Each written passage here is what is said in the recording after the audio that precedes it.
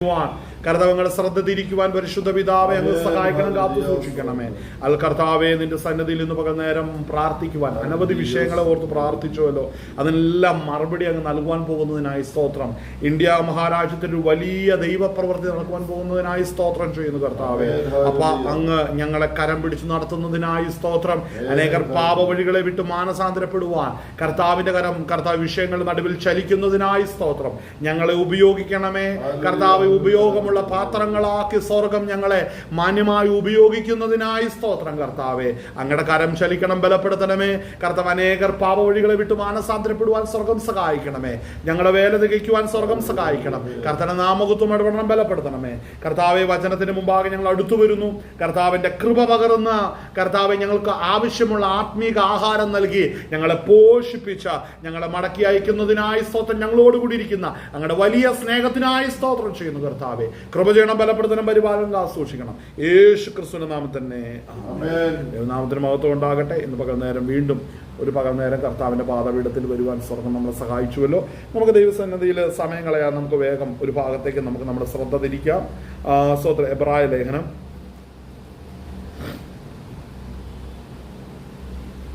ലേഖനം അതിൻ്റെ 6-ാം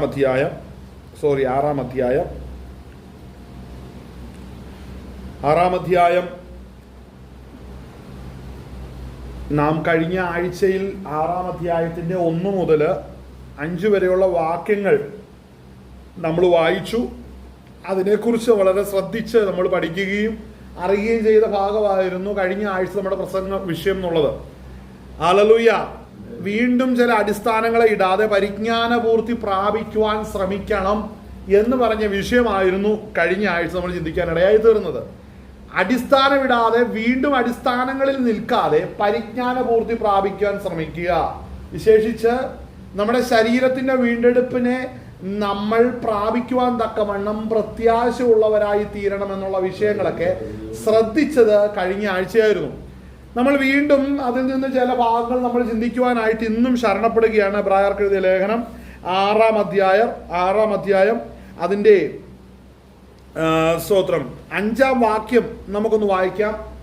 ദൈവത്തിൻ്റെ നല്ല വചനവും വരുവാനുള്ള ലോകത്തിൻ്റെ ശക്തിയും ആസ്വദിക്കുകയും ചെയ്തവർ പിന്മാറിപ്പോയാൽ തങ്ങൾക്ക് തന്നെ ദൈവപുത്രനെ വീണ്ടും ക്രൂശിക്കുന്നവരും അവന് ലോകാപവാദം വരുത്തുന്നവരും ആകുകൊണ്ട് അവരെ പിന്നെയും മാനസാന്തരത്തിലേക്ക് പുതുക്കുവാൻ കഴിവുള്ളതല്ല. ആമേൻ. നമുക്ക് വളരെ പരിചയമുള്ള ഒരു വാക്യമാണിത്, അല്ലെ? പിന്മാറ്റക്കാരെ കുറിച്ച് പറയുമ്പോൾ എടുക്കുന്ന വാക്യമാണിത്. സ്വതന്ത്രം കർത്താവിന്റെ കൃപയിൽ നിന്ന് മാറുന്നവരോടും പിന്മാറ്റക്കാരോടൊക്കെ വളരെ ശ്രദ്ധിച്ച് കൈകാര്യം ചെയ്യുമ്പോൾ ഉപയോഗിക്കുന്ന പദമാണ് ഈ 6-ാം അധ്യായം 5-ാം വാക്യം എന്നുള്ളത്. അപ്പോൾ ഈ വാക്യം നമ്മൾ വായിക്കുമ്പോൾ അവിടെ ശ്രദ്ധിക്കേണ്ടത് ദൈവത്തിന്റെ നല്ല വചനവും വരുവാനുള്ള ലോകത്തിന്റെ ശക്തിയും ആസ്വദിക്കുകയും ചെയ്തവർ പിന്മാറിപ്പോയാൽ. പിന്മാറ്റക്കാര് എന്ന് പറയുന്നത് നമ്മൾ ശ്രദ്ധിക്കണം. പിന്മാറ്റക്കാരെന്ന് പറയുന്നത് വെറുതെ 2-3 യോഗം കൂടുകയോ കുറച്ച് നാൾ സഭയ്ക്കകത്ത് ഇരുന്നു എന്ന് വെച്ചോ ഒന്നും അവർ വിശ്വാസികളാകണമെന്നില്ല. ശ്രദ്ധിക്കണം. വിശ്വാസികൾ ആരാണെന്ന് ചോദിച്ചാൽ അതിന് വ്യക്തമായ ഉത്തരം പറയുന്ന ദൈവത്തിന്റെ വചനം പ്രാപിച്ചവരാണ് വിശ്വാസികൾ. അടുത്തത് വരുവാനുള്ള ലോകത്തിന് ശക്തിയാകുന്ന പരിശുദ്ധാത്മാവിനെ പ്രാപിച്ചവരാണ് വിശ്വാസികൾ.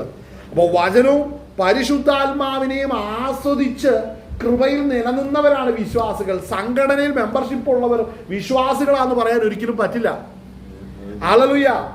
വചനപ്രകാരം ആരാണ് പിന്മാറുന്നതെന്ന് ചോദിച്ചാൽ മുന്നേറിയവരാണ് പിന്മാറുന്നുള്ളൂ. മുന്നേറിയവർ മാത്രമാണ് പിന്മാറുന്നുള്ളൂ. സംഘടനയിൽ നിന്ന് വരാതായെന്ന് വെച്ച് അവർ പിന്മാറ്റത്തിലാന്ന് പറഞ്ഞാൽ അർത്ഥം കൊണ്ട് ശരിയല്ല. അത് അർത്ഥം കൊണ്ട് ശരിയാകണമെന്ന് പറഞ്ഞാൽ ഈ പറയുന്ന കാര്യങ്ങളിൽ ഏതെങ്കിലും സ്തോത്രം ആ വ്യക്തി ഉറപ്പുള്ള വ്യക്തിയാണെങ്കിൽ മാത്രമാണ് ആ വ്യക്തി മുന്നേറിയിട്ടുള്ളൂ, ദൈവകരത്തിൽ ഉപയോഗിക്കപ്പെട്ടിട്ടുള്ളൂ. വളരെ ശ്രദ്ധിക്കേണ്ട ഒരു കാര്യമാണ്. ദൈവത്തിന്റെ നല്ല വചനവും വരുവാനുള്ള ലോകത്തിന്റെ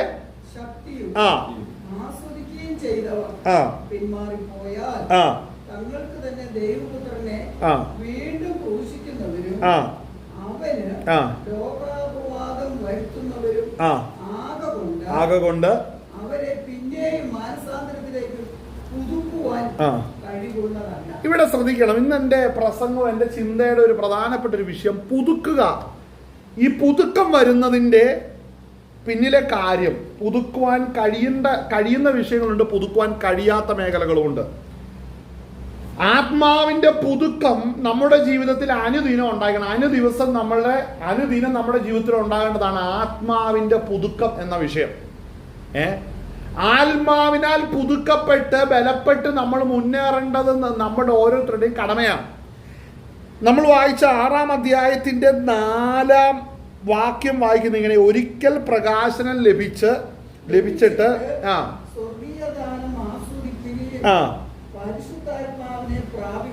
അപ്പോൾ ശ്രദ്ധിക്കണം, പരിശുദ്ധാത്മാവിനെ പ്രാപിച്ചവർ പിന്മാറിയാലാണ് പിന്മാറ്റം എന്ന് പറയുന്നത്.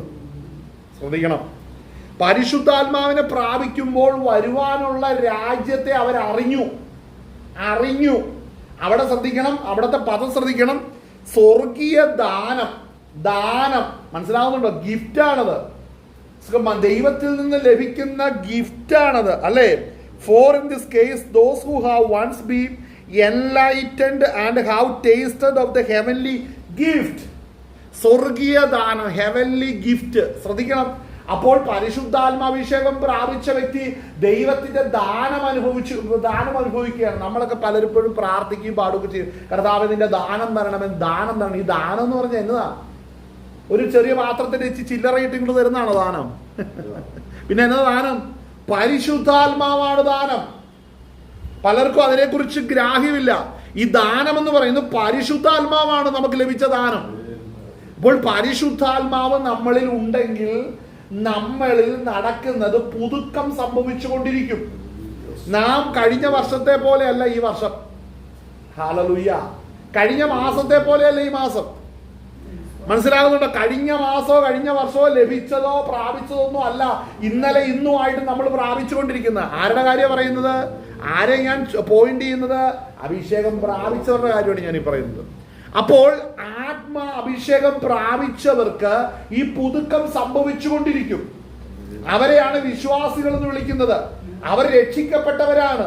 അവരെ പെന്തക്കോസ്തുകാരെന്ന് വിളിക്കും. പെന്തക്കോസ്തുകാരിൽ രക്ഷിക്കപ്പെട്ടവരുണ്ട്, പെന്തക്കോസ്തുകാരെല്ലാം രക്ഷിക്കപ്പെട്ടതല്ല. മനസ്സിലാവുന്നുണ്ടോ? അത് തിരിച്ചറിയണം. സംഘടനകളിൽ ദൈവത്തിന്റെ പദ്ധതി നടക്കുന്നുണ്ട്, അതുകൊണ്ട് സംഘടനകളെല്ലാം ദൈവത്തിൽ നടത്തുന്ന ഇടമല്ല. മനസ്സിലാവുന്നുണ്ടോ? ആ ക്ലാരിറ്റി നമ്മുടെ ലൈഫിൽ വേണം. ഹല്ലേലൂയ. അപ്പോൾ സ്വർഗീയ ദാനം എന്ന് പറയുന്നത് പരിശുദ്ധാത്മാവാണ്. ഈ പരിശുദ്ധാത്മാവിനെ നമ്മൾ പ്രാപിക്കണം. അപ്പോൾ അതിന്റെ എഫേസ്യ ലേഖനം 1-ാം അധ്യായം അതിന്റെ 3-ാം വാക്യം നമുക്കൊന്ന് വായിക്കാം. എഫേസ്യ ലേഖനം 1-ാം അധ്യായം അതിന്റെ 3-ാം വാക്യം. ഈ സ്വർഗീയ ദാനത്തെ കുറിച്ച് നമ്മൾ ചിന്തിക്കുന്നത്. ഈ സ്വർഗീയ ദാനത്തെ കുറിച്ച് ചിന്തിക്കുമ്പോൾ വളരെ ആഴത്തിൽ എന്താണ് ഈ ദാനങ്ങൾ എന്നുള്ളതിനെ കുറിച്ച് നമുക്കൊരു ഗ്രാഹ്യം വരണ്ടേ? വായിച്ചാട്ടെ. 1:3. എഫേസ്യർ 1:3. സ്വർഗ്ഗത്തിലെ സകല ആത്മീക അനുഗ്രഹത്താലും നമ്മെ ക്രിസ്തുവിൽ അനുഗ്രഹിച്ചിരിക്കുന്ന നമ്മുടെ കർത്താവായ അവിടെ നിന്നെ അത് ഒരു ഫുൾ സ്റ്റോപ്പ് ഇല്ലാത്ത സെന്റൻസാ വരാൻ പോകുന്നത്. അതുകൊണ്ട് നമ്മൾ അതിന്റെ ഇടയിൽ നമ്മളായിട്ട് കോമായോ ഫുൾ സ്റ്റോപ്പൊക്കെ ഇട്ട് കാര്യം പഠിക്കണം. ശ്രദ്ധിക്കണം. ഇവിടെ നമ്മൾ വായിക്കുന്ന അപ്പോസ്തലനായ പൗലോസ് എഫെസോസിലെ ജനത്തിന് ഈ ലേഖനം എഴുതുമ്പോൾ ഇവിടെ പറയുന്നത് സ്വർഗത്തിലെ സകല ആത്മീക അനുഗ്രഹത്താലും നമ്മെ ക്രിസ്തുവിൽ അനുഗ്രഹിച്ചിരിക്കുക. അപ്പൊ ക്രിസ്തുവിൽ അനുഗ്രഹിക്കുന്നത് ആരാണ്? നമ്മെ ക്രിസ്തുവിൽ അനുഗ്രഹിക്കുന്നത് സ്വർഗത്തിലെ പിതാവാണ്. എന്നാൽ നമ്മളിൽ വരുന്ന അനുഗ്രഹം എന്ന് പറയുന്നത് പരിശുദ്ധാത്മാവാണ്. പരിശുദ്ധാത്മാവ് നമ്മളിൽ ഉണ്ടെങ്കിൽ നാം സ്വർഗത്തിലെ സകല അനുഗ്രഹത്തിന്റെയും അവകാശികളാണ് നമ്മൾ. ഹല്ലേലൂയ. സകല അനുഗ്രഹത്തിന്റെയും അവകാശികളാണ് നമ്മൾ. ആമേൻ. ഹല്ലേലൂയ. സ്തോത്രം. നമുക്കതിന്റെ 17 6:17 ഒന്ന് വായിച്ചേ. എബ്രായ ലേഖനം 6:17. ഇത് അവിടെ ഇവിടെ നമ്മൾ ഒന്ന് കണക്ട് ചെയ്യുന്ന ഒന്ന് പഠിക്കണം. 6:17 ഒന്ന് വായിച്ചേ. എബ്രായ ലേഖനം 6:17. അതുകൊണ്ട് ദൈവം വാഗ്ദത്തത്തിന്റെ അവകാശികൾക്ക് തൻ്റെ ആലോചന മാറാത്തത് എന്ന് അധികം സ്പഷ്ടമായി കാണിക്കുവാൻ ഇച്ഛിച്ച് ഒരു ആണയാലും ഉറപ്പ് കൊടുത്തു. ആ പദം കണ്ടോ? ഇവിടെ എബ്രായ ലേഖനോട് പറയുന്നൊരു കാര്യമാണ്. ഇവിടെ വാഗ്ദത്തത്തിന്റെ അവകാശികൾ പരിശുദ്ധാത്മാവിനാൽ മുദ്ര ചെയ്യപ്പെട്ടവരാണ് അവകാശികൾ, അല്ലേ? അവിടെ വായിക്കുന്നു, വരുവാനുള്ള ലോകത്തിന്റെ ശക്തി ആസ്വദിക്കുകയും ചെയ്ത് സ്വർഗീയദാനത്തിന് അവകാശികളായിട്ടുള്ളവരുണ്ട്. അവരെ കുറിച്ച് അവരാണ് നിർണയപ്രകാരം വിളിക്കപ്പെട്ടവർ. നമ്മളെപ്പോഴും ആ വാക്യം എടുക്കുമ്പോൾ, റോമാലേഖനം 8-ാം അധ്യായം നമ്മൾ എടുക്കുമ്പോൾ നമ്മൾ ശ്രദ്ധിക്കണം, നിർണയപ്രകാരം വിളിക്കപ്പെട്ടവരാരാണ്? ഈ സ്വർഗീയദാനം ആസ്വദിച്ചിരിക്കുന്നവരാണ്. അവരെ കുറിച്ച് എബ്രായ ലേഖനം വീണ്ടും പറഞ്ഞിരിക്കുകയാണ്. നമ്മളുടെ മുമ്പിൽ വെച്ചിട്ടുള്ള അവിടെ വായിക്കുന്നത്, അതുകൊണ്ട് ദൈവം വാഗ്ദത്തത്തിന്റെ അവകാശികൾക്ക്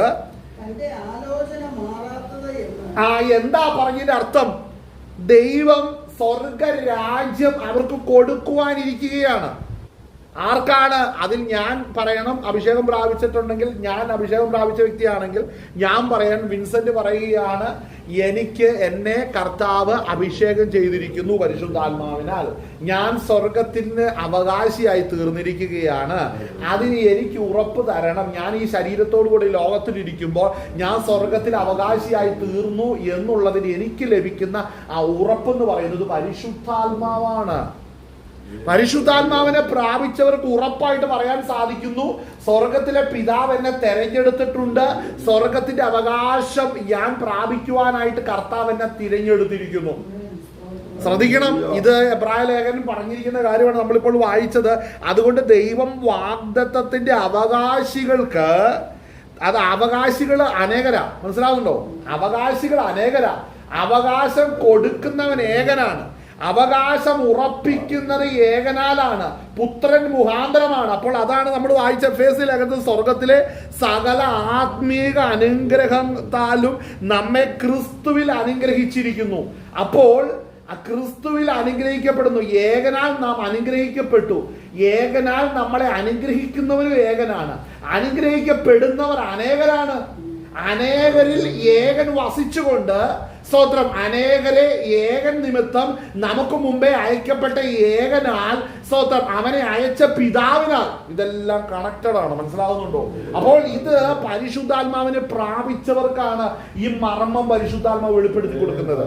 കാര്യം ഇത് ആർക്കാണ് ഈ തിരുവെടുത്തി, ആരെയാണ് ഫോക്കസ് ചെയ്തേക്കുന്നത്? രക്ഷിക്കപ്പെടുന്നവർക്കാണ് ഈ ബൈബിൾ എഴുതി കൊടുത്തിരിക്കുന്നത്. അവർക്ക് ജീവിക്കുവാനുള്ള കാറ്റലോഗാണിത്. അവരെ വിളിച്ച വിളി, അവരെ ഒരുക്കിയ വഴികൾ, അതിനുവേണ്ടി സ്വർഗീയ പിതാവ് മുടക്കിയ മുതല് എന്താണ് അത് വ്യക്തമാക്കുന്നതാണ് തിരുവെടുത്ത്. ഹല്ലേലൂയ. രക്ഷിക്കപ്പെടാത്തവൻ ഇത് പശത്തി ചുവന്നു നടന്ന സ്തോത്രം ഒരു വെയിറ്റ് ചുമക്കാന്ന് മാത്രമേ ഉള്ളൂ. രക്ഷിക്കപ്പെട്ട് അഭിഷേകം പ്രാപിച്ചവൻ ഈ വചനം വായിക്കുമ്പോൾ അവന്റെ രക്ഷയെക്കുറിച്ചുള്ള പൂർണ്ണ നിശ്ചയമാണ് പ്രാപിക്കുന്നത്. ആമേൻ. കരങ്ങൾ ദൈവത്തെ മഹത്വപ്പെടുത്തിയാട്ടെ. ഹല്ലേലൂയ. അപ്പോൾ സ്തോത്രം, ശ്രദ്ധിക്കണം, ആത്മീക അനുഗ്രഹം എന്ന് പറയുന്നത് സ്തോത്രം പരിശുദ്ധാത്മാവാണ്.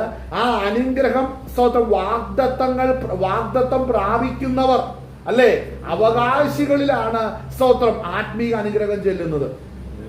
ഹല്ലേലൂയ. വായിച്ചാട്ടെ. അതുകൊണ്ട് ദൈവം വാഗ്ദത്തത്തിന്റെ അവകാശികൾക്ക് തന്റെ ആലോചന മാറാത്തത് എന്ന് അധികം സ്പഷ്ടമായി. എന്താണ് ആ വാക്യം? നമ്മൾ ഈ വായിച്ച് പതിഞ്ഞ് പോകുന്നത് കൊണ്ട് നമുക്കൊന്നും ഗ്രഹിക്കുന്നില്ല. ഞാനൊരു കാര്യം പറയട്ടെ, ഈ ആയുസിലെ ഈ വായിച്ച് പതിഞ്ഞ് പോകരുത്. അവിടെ നിന്ന് അതിന്റെ അർത്ഥം രുചിച്ചും മനസ്സിലാക്കിയിട്ടൊക്കെ പോണേ. ഹല്ലേലൂയ. നമ്മളൊക്കെ രക്ഷിക്കപ്പെട്ട് വരുന്നതിന് മുമ്പ് സമുദായത്തിലായിരുന്നു. അവിടെ ഇത് ഇങ്ങനെ വായിച്ചു തള്ളുന്ന ഒരു ആത്മാവ് കിടപ്പുണ്ടായിരുന്നു. ഇതൊന്നും അകത്ത് വരാതെ വായിച്ചു തള്ളുന്ന ആത്മാവ്. അനേകര് പെന്തക്കോസി വന്നിട്ട് ഈ പഴയ ആത്മാവ് കൊണ്ട് ഇന്ന് നടക്കുകയാണ്. അവർക്ക് വായിച്ചു തള്ളാനേ ഇന്നും പറ്റുന്നുള്ളൂ, ഇത് ഗ്രഹിക്കാൻ പറ്റുന്നില്ല. അപ്പൊ ചോദിക്കുന്ന, അത് അങ്ങനെ പോകുന്നത് ശരിയാണോ? ഒരിക്കലും ശരിയല്ല. നമുക്ക് അതിന്റെ കൂടെ നമുക്ക് വായിക്കേണ്ട ഒരു കാര്യമുണ്ട്. എന്നാൽ നമ്മൾ അത് എന്താണെന്നറിയോ? നമ്മൾ വായിക്കേണ്ടത്, നമ്മൾ വായിച്ച സ്തോത്രം 6-ന്റെ അല്ല 6-17 നമ്മൾ വായിച്ചേ. സ്തോത്രം സ്തോത്രം സ്തോത്രം. അതിൻ്റെ സ്തോത്രം സ്തോത്രം സ്തോത്രം സ്തോത്രം സ്തോത്രം സ്തോത്രം.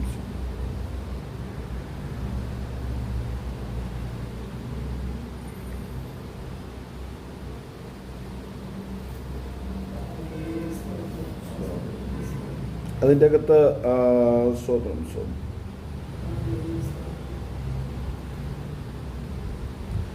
അതിൻ്റെ 5 മുതൽ വായിച്ചേ ബ്രാർ. 6:5. നല്ല വചനവും വരുവാനുള്ള ലോകത്തിന്റെ ശക്തിയും ആസ്വദിക്കുകയും ചെയ്തവർ പിന്മാറിപ്പോയാൽ തങ്ങൾക്ക് തന്നെ ദൈവപുത്രനെ വീണ്ടും ക്രൂശിക്കുന്നവരും അവന് ലോകാപവാദം വരുത്തുന്നവരും ആകൊണ്ട് അവരെ പിന്നെയും മാനസാന്തരത്തിലേക്ക് പുതുക്കുവാൻ കഴിവുള്ളതല്ല. സ്തോത്രം. അതിന്റെ സ്തോത്രം 11-ാം വാക്യം വായിച്ചേ. എന്നാൽ നിങ്ങൾ ഓരോരുത്തൻ പ്രത്യാശയുടെ പൂർണ്ണ നിശ്ചയം പ്രാപിക്കുവാൻ അവസാനത്തോളം ഒരുപോലെ ഉത്സാഹം കാണിക്കണമെന്ന് ഞങ്ങൾ ആഗ്രഹിക്കുന്നു. അങ്ങനെ നിങ്ങൾ മന്ദതയുള്ളവരാകാതെ വിശ്വാസത്താലും ദീർഘക്ഷമയാലും വാഗ്ദത്തങ്ങളെ അവകാശമാക്കുന്നവരുടെ അനുകാരികളായി തീരും. കണ്ടോ, അവിടെ വായിക്കുന്നത് ശ്രദ്ധിച്ചോ, ആ പദം ശ്രദ്ധിച്ചോ. അവിടെ വായിക്കുന്നത് എന്താണ്? അങ്ങനെ നിങ്ങൾ മന്ദതയുള്ളവരാകാതെ വിശ്വാസത്താലും ദീർഘക്ഷമയാലും വാഗ്ദത്തങ്ങളെ അവകാശമാക്കുന്നവരുടെ അനുകാരികളായി തീരും. ഓക്കെ. ദൈവം അബ്രഹാമിനോട് വാഗ്ദത്തം ചെയ്യുമ്പോൾ തന്നേക്കാൾ വലിയവനെ കൊണ്ട് സത്യം ചെയ്യുവാൻ ഇല്ലാതിരുന്നിട്ട് തന്നെ കൊണ്ട് തന്നെ സത്യം ചെയ്തു. ഞാൻ നിന്നെ അനുഗ്രഹിക്കുകയും നിന്നെ വർദ്ധിപ്പിക്കുകയും ചെയ്യും. നിർത്തിക്കുക. നമുക്ക് അവിടെ വായിച്ച കാര്യം എന്ന് പറഞ്ഞിട്ടുണ്ടെങ്കിൽ, എന്നാൽ നിങ്ങൾ ഓരോരുത്തരും പ്രത്യാശയുടെ പൂർണ്ണ നിശ്ചയം പ്രാപിക്കുവാൻ അവസാനത്തോളം ഒരുപോലെ ഉത്സാഹം കാണിക്കണമെന്ന് ഞങ്ങൾ ആഗ്രഹിക്കുന്നു. അപ്പോൾ ഇതിൻ്റെ അകത്ത് രക്ഷിക്കപ്പെടുന്നവർക്ക് വലിയൊരു റോളുണ്ട്. എന്താ റോളെന്ന് അറിയാം? ഇങ്ങനെ ഒന്ന് ഉറങ്ങുന്നതല്ല റോള്, പിന്നെ എന്തെങ്കിലും ആകട്ടെ വരുന്നത് കാണാന്ന് പറയാം. അങ്ങനെ കുറെ പേരുണ്ട്.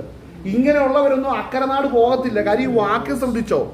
എന്നാൽ നിങ്ങൾ ഓരോരുത്തരും പ്രത്യാശയുടെ പൂർണ്ണ നിശ്ചയം പ്രാപിക്കുവാൻ അവസാനത്തോളം ഒരുപോലെ ഉത്സാഹം കാണിക്കണം.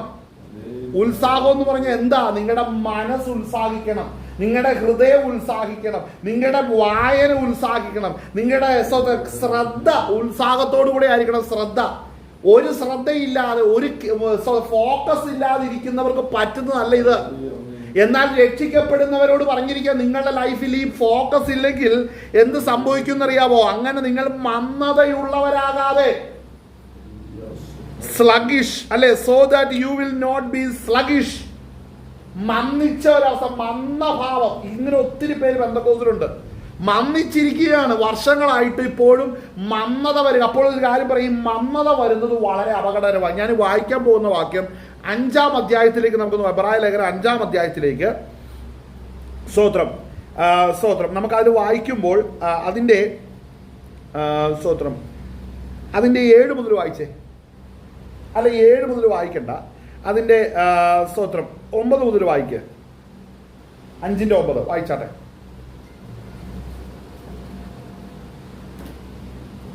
അനുസരണം പഠിച്ച് തികഞ്ഞവനായി തന്നെ അനുസരിക്കുന്ന ഏവർക്കും നിത്യരക്ഷയുടെ കാരണഭൂതനായി തീർന്നു. അനുസരണം പഠിച്ച് തികഞ്ഞവനായി തന്നെ അനുസരിക്കുന്ന ഏവർക്കും, ഇത് പുത്രനെ കുറിച്ചാണ് പറയുന്നത്, തന്നെ അനുസരിക്കുന്ന ഏവർക്കും നിത്യരക്ഷയുടെ കാരണഭൂതനായി തീർന്നു. അപ്പോൾ അടുത്തത്, മൽക്കീസേദക്കിന്റെ ക്രമപ്രകാരം മഹാപുരോഹിതൻ എന്നുള്ള നാമം ദൈവത്താൽ ലഭിച്ചുമിരിക്കുന്നു. വേറൊരു വിഷയമാണ്. വായിച്ചേ. ഇതിനെക്കുറിച്ച് ഞങ്ങൾക്ക് വളരെ പറയുവാനുണ്ട്, എങ്കിലും നിങ്ങൾ കേൾക്കുവാൻ മാന്യമുള്ളവർ. കണ്ടോ, വീണ്ടും ആ പദം ശ്രദ്ധിക്കാം, മാന്യത. അപ്പുറത്ത് 6-ാം അധ്യായത്തിൽ കിടക്കുന്നു മന്ദത. അപ്പോൾ ഈ വിശ്വാസത്തിൽ വരുന്നവർക്ക് ഈ മാന്യതയും മന്ദതയുണ്ടെങ്കിൽ രക്ഷപ്പെടത്തില്ല. ശ്രദ്ധിച്ചോ, മാന്യത, മന്ദത.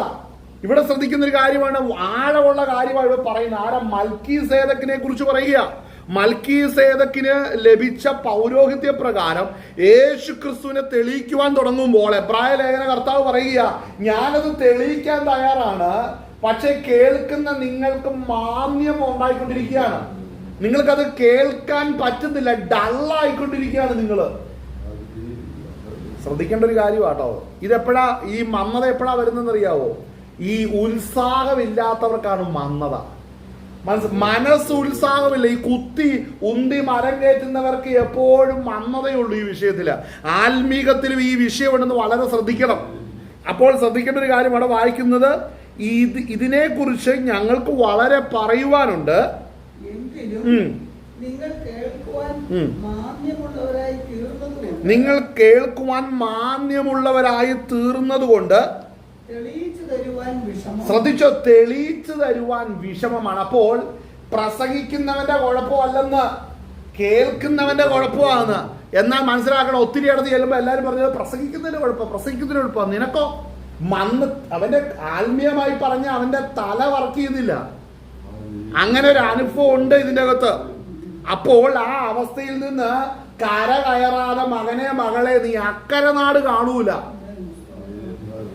അപ്പോൾ ചോദിക്കും, നമ്മൾ ഈ ഉത്സാഹം വേണമെന്ന് പറഞ്ഞാൽ അതിന് ആപ്റ്റായ ഒരു വാക്യം വേണമല്ലോ. എങ്ങനെയാ ഉത്സാഹം? അതിന്റെ സ്തോത്രം 7-ാം വാക്യം വായിച്ചേ, 5:7.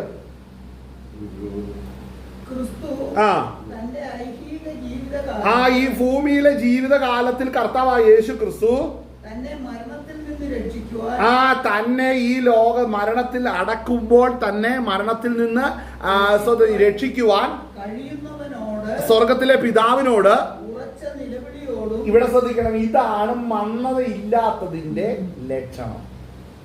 മാന്യമല്ലാതെ വരുന്നതിന്റെ ലക്ഷണം ശ്രദ്ധിക്കണം. ഉറച്ച നിലവിളി. അടുത്തത് ഉറച്ച നിലവിളിയോടും കണ്ണുനീരോടും കൂടെ.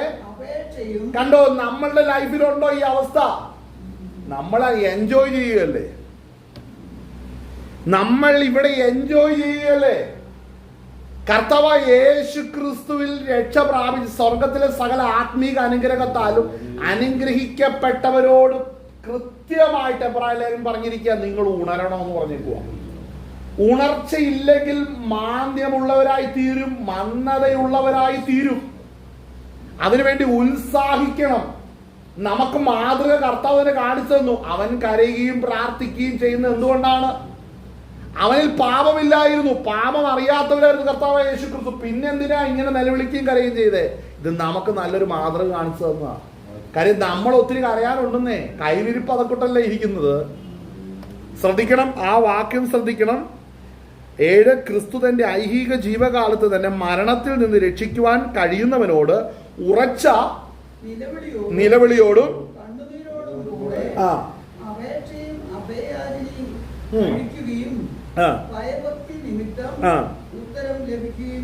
ശ്രദ്ധിക്കണം.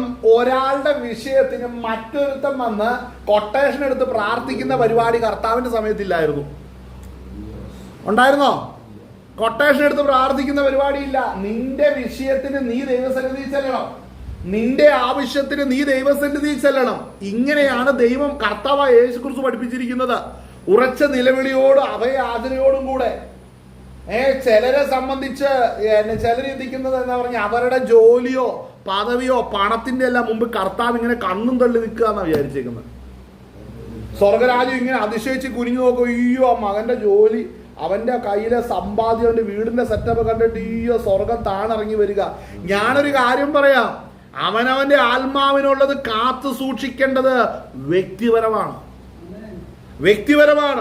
അവരവരുടെ ആത്മാവിന് വേണ്ടത് കരുതിക്കോണം. ഇന്ന് അനേകര് പരാജയപ്പെടുന്ന ഇവിടെയാണ്. ചിലർ ചിന്തിക്കുന്ന എന്നാന്ന് ചോദിച്ചു കഴിഞ്ഞാൽ, സ്നാനപ്പെട്ട് ഇനി എങ്ങനെ പോയാലും കുഴപ്പമില്ല. ഇന്നലെയൊക്കെ ഞാൻ വിളിച്ച ആ വ്യക്തിയോട് പറഞ്ഞ കാര്യം കണ്ടിട്ട് എനിക്ക് അതിശയം തോന്നിപ്പോയി. ഞാൻ ഇടയ്ക്കൊക്കെ പ്രാർത്ഥിക്കാറൊക്കെ പോകാറുണ്ടായിരുന്നു. ഞാൻ അഭിഷേകം പ്രാപിച്ചാണ്, പിന്നെ അന്യഭാഷ ഉണ്ടോ, പിന്നെ എന്നാ കുഴപ്പം, ഇതെല്ലാം ഉണ്ട്. ഇവനിപ്പോ കുഴിയില്ല. അതെങ്ങനെയായിരുന്നേ? വരങ്ങളെല്ലാം ഉണ്ട്, ഭയങ്കര തീപ്പുറത്ത് നിന്ന് ആരാധനയുണ്ട്. പിന്നെ ഇവനെങ്ങനെ കുഴിക്കത്തി ആടിയത്? അതെന്താന്ന് ചോദിച്ചു കഴിഞ്ഞാൽ, ബുദ്ധി ജഡം പറയുന്ന അന്യഭാഷ പറഞ്ഞുകൊണ്ടിരുന്നു കഴിഞ്ഞാൽ ഉള്ളത്തും എത്തൂല. പിന്നെ ചിലരുണ്ട് കേട്ടോ, സഭായോഗത്തിന് പോകില്ല, കർത്തൃമേശയില്ല, കൂട്ടായ്മയില്ല, വചനധ്യാനമില്ല, ഭയങ്കര ആത്മീയനാ, ഭയങ്കര ആത്മീയർ. അങ്ങനെയുള്ളവരുണ്ട്. വ്യക്തിപരമായ പ്രാർത്ഥനയില്ല, വചനധ്യാനമില്ല, കർത്തൃവേഷം എടുക്കത്തില്ല, കൂട്ടായ്മയില്ല. ഇവര് നോക്കുമ്പോ പാസ്റ്റർമാരുടെ കുറ്റം, വിശ്വാസികളുടെ കുറ്റം, കൂട്ടായ്മക്കാരെല്ലാം കുറ്റം, ഇവരെല്ലാം ശരിയാ. പക്ഷെ ഇവര് പ്രശ്നമാണ്. അതെങ്ങനെയാന്നേ? അങ്ങനെയുള്ള കുറെ പേരുണ്ട്. ഞാൻ പറയട്ടെ, ഇപ്പൊ ഇതൊക്കെ പറയുന്നതിന് കാരണം എന്നത്, ഈ കുറെ കഴിയുമ്പോൾ ഈ രോഗം വരുമെന്ന് ഇവിടെ എബ്രായ ലേഖന കർത്താവ് പറഞ്ഞേക്കുക. ഞാൻ നിങ്ങൾക്ക് തെളിയിച്ചു തരാൻ റെഡിയാ. പക്ഷെ നിങ്ങൾ അനേകരും മാന്യതയുള്ളവരായിട്ടിരിക്കുകയാണ്. ഒത്തിരി ആയി കഴിയുമ്പോൾ ശ്രദ്ധിച്ചിട്ടുണ്ടോ, സഭയ്ക്കകത്തൊക്കെ പുറകിൽ ഇങ്ങനെ ചലിക്കുന്ന ശവങ്ങൾ ഇരിക്കുന്ന കണ്ടിട്ടുണ്ടോ? അനങ്ങുന്ന ശവങ്ങൾ. എന്നാലും അങ്ങനെ പറയാൻ കാരണം എന്നറിയാവോ? ഒന്നും അകത്ത് ചെല്ലുന്നില്ല, ഇങ്ങനെ ഇരിക്കും. ഞങ്ങളിന്നും കൃത്യസമയം നോക്കി രാവിലെ 8:30 ആരാധന അവിടെ വന്നിരുന്നു, കൃത്യം 10 മണിയാകുമ്പോൾ എഴുന്നേറ്റ് പോകുന്നു. ഈ ടൈം ടേബിളും കൊണ്ട് നടക്കാൻ തുടങ്ങുന്ന ഒത്തിരി പേരുണ്ട്. ദൈവശബ്ദം ഇതുവരെയും കേൾക്കാത്തവർ. മനസ്സിലാകുന്നുണ്ട്? സർക്കാർ ഓഫീസിൽ പോകുന്ന പോലെ ആ പഞ്ച്വാലിറ്റി നോക്കി വന്നിരുന്നിട്ട് പോകുന്നതല്ലാതെ അകത്തേക്ക് ഒന്നും വരുന്നില്ല, പോകുന്നില്ല. ഹല്ലേലൂയ. ഇവരാരെയാ കളിപ്പിക്കുന്നത്? ഇവരെ തന്നെ വഞ്ചിക്കുകയാണ്. ശവപ്പെട്ടിയോളമുള്ള വഞ്ചനകൾ, അല്ലെ? ശവപ്പെട്ടിയോളമുള്ള വഞ്ചനകളാണ് ഇതൊക്കെ, അല്ലെ? വഞ്ചിക്കുന്ന ആരെയാ? അവരവരെ തന്നെ. ഹല്ലേലൂയ. അവരവരെ തന്നെ വഞ്ചിക്കുക. ഹല്ലേലൂയ. അവരവരെ തന്നെ വഞ്ചിച്ചോണ്ടിരിക്കുകയാണ്. അവർ ചിന്തിക്കുന്നത് ഞങ്ങൾ രക്ഷപ്പെട്ടു എന്നാ. ഇല്ല, അവർ വഞ്ചിക്കപ്പെട്ടുകൊണ്ടാണ് ഇരിക്കുന്നത്. ഇത് ശ്രദ്ധിക്കണം കേട്ടോ. എന്തുകൊണ്ടാണ് ഇത് പറയുന്നത്? ഇവിടെ നമ്മൾ ആ 5-ാം അധ്യായം നമ്മൾ വായിക്കുമ്പോൾ, സ്തോത്രം, അവിടെ വായിക്കുന്ന അതിൻ്റെ 7 ക്രിസ്തു തൻ്റെ ഐഹിക ജീവിതകാലത്ത് തന്നെ മരണത്തിൽ നിന്ന് രക്ഷിക്കുവാൻ കഴിയുന്നവനോട് ഉറച്ച നിലവിളിയും കണ്ണുനീരോടും കൂടെ അപേക്ഷയും അഭയയാചന കഴിക്കുകയും ഭയഭക്തി നിമിത്തം ഉത്തരം ലഭിക്കുകയും ചെയ്തു. പുത്രനെങ്കിലും താൻ അനുഭവിച്ച കഷ്ടങ്ങളാൽ അനുസരണം പഠിച്ച് തികഞ്ഞവനായി തന്നെ അനുസരിക്കുന്ന ഏവർക്കും നിത്യരക്ഷയുടെ കാരണഭൂതനായി തീർന്നു.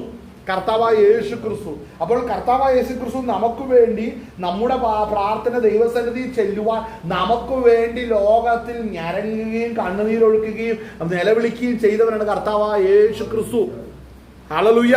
എന്തുകൊണ്ടാണ്? നമ്മുടെ അകൃത്യം വഹിക്കുമ്പോൾ, നമ്മുടെ പാപം ചുമക്കുമ്പോൾ, അവൻ സ്വന്തം ചുമക്കുന്നതിന് മുമ്പേ നമുക്ക് വേണ്ടി പ്രാർത്ഥിച്ചവരാണ് കർത്താവായ യേശു ക്രിസ്തു. ഹല്ലേലൂയ. ഈ അകൃത്യങ്ങളെല്ലാം വഹിക്കുകയും ഈ അകൃത്യങ്ങളെല്ലാം ചുമക്കുകയും ചെയ്തപ്പോൾ, സ്തോത്രം, അവൻ ആർക്കു വേണ്ടി കഷ്ടം സഹിക്കുന്നുവോ അവർ ദൈവരാജ്യത്തിൽ എത്തേണ്ടതിന് വേണ്ടി അവർക്ക് മുമ്പേ നല്ലൊരു മാതൃക കാണിച്ചവരാണ് കർത്താവായ യേശു ക്രിസ്തു. ക്രിസ്തുവിനെയാണ് പ്രസംഗിക്കേണ്ടത്. ആമേൻ. വായിച്ചേ, അടുത്ത ഭാഗം വായിച്ചേ. മൽക്കീസേദെക്കിന്റെ ക്രമപ്രകാരം മഹാപുരോഹിതൻ എന്നുള്ള നാമം ദൈവത്താൽ ലഭിച്ചിരിക്കുന്നു. കണ്ടോ? മൽക്കീസേദക്കിന്റെ ക്രമപ്രകാരം മഹാപുരോഹിതൻ എന്നുള്ള നാമം ദൈവത്താൽ ലഭിച്ചുമിരിക്കുന്നു. അടുത്തത് ഇവിടെ ഇതിനെ കുറിച്ച് ഞങ്ങൾക്ക് വളരെ പറയുവാനുണ്ട്. അതായത് മൽക്കീസേദക്ക്, സ്തോത്രം, ദൈവത്തിന്റെ പിതാവില്ല, മാതാവില്ല, ജീവാരംഭമില്ല, ജീവാവസാനമില്ല. അവൻ ക്രിസ്തുവിന് തുല്യമായി തീർന്നിരിക്കുകയാണ്. അപ്പോൾ ക്രിസ്തുവോ പിതാവിന്റെ സന്നിധിയിൽ നമുക്ക് വേണ്ടി കണ്ണുനീരൊഴുക്കി അഭയാചന കഴിച്ചു, നമുക്ക് വേണ്ടി നിലവിളിച്ചു, നമുക്ക് വേണ്ടി പ്രാർത്ഥിച്ചു. അവന് ഭയഭക്തി നിമിത്തം അവന് ഉത്തരം ലഭിക്കുകയും ചെയ്തു. മനസ്സിലാകണം. ആ പാറ്റേൺ നമുക്ക് ഒരുക്കി തന്നു. ഇവിടെ എബ്രായ ലേഖനം പറയുന്ന ആ പാറ്റേണിലേക്കാണ് രക്ഷിക്കപ്പെട്ട ഓരോരുത്തരും കടന്നു വരേണ്ടത്. ശ്രദ്ധിക്കണം. ആ പാറ്റേണിലേക്ക് വരുന്നുണ്ടോ? ഹല്ലേലൂയ. സ്തോത്രം. ആ പാറ്റേണിലേക്ക് വരണം. എന്തിനാണ് അങ്ങനെ വരണം? വന്നില്ലേലും ഇപ്പൊ എന്നാന്ന് ഞങ്ങൾ പോകുന്ന സംഘടന അങ്ങനെയൊന്നും പറയുന്നില്ല. അവിടെ ഇരുന്നോ, മഹോദരകാലത്ത് തലേ തീ വന്നിരിക്കുമ്പോ അവിടെ ഇരുന്ന് സ്തോത്രം പറഞ്ഞോണ്ടിരിക്കുക. ശ്രദ്ധിക്ക്. ഇവിടെ എന്തുകൊണ്ടാണ് ഇത് പറയുന്നത്? ഇവർക്ക് മനസ്സിലാകുന്നില്ല, ജനത്തിന് മനസ്സിലാകുന്നില്ല. ഹല്ലേലൂയ. വായിച്ചേ, ഭാഗം വായിച്ചേ.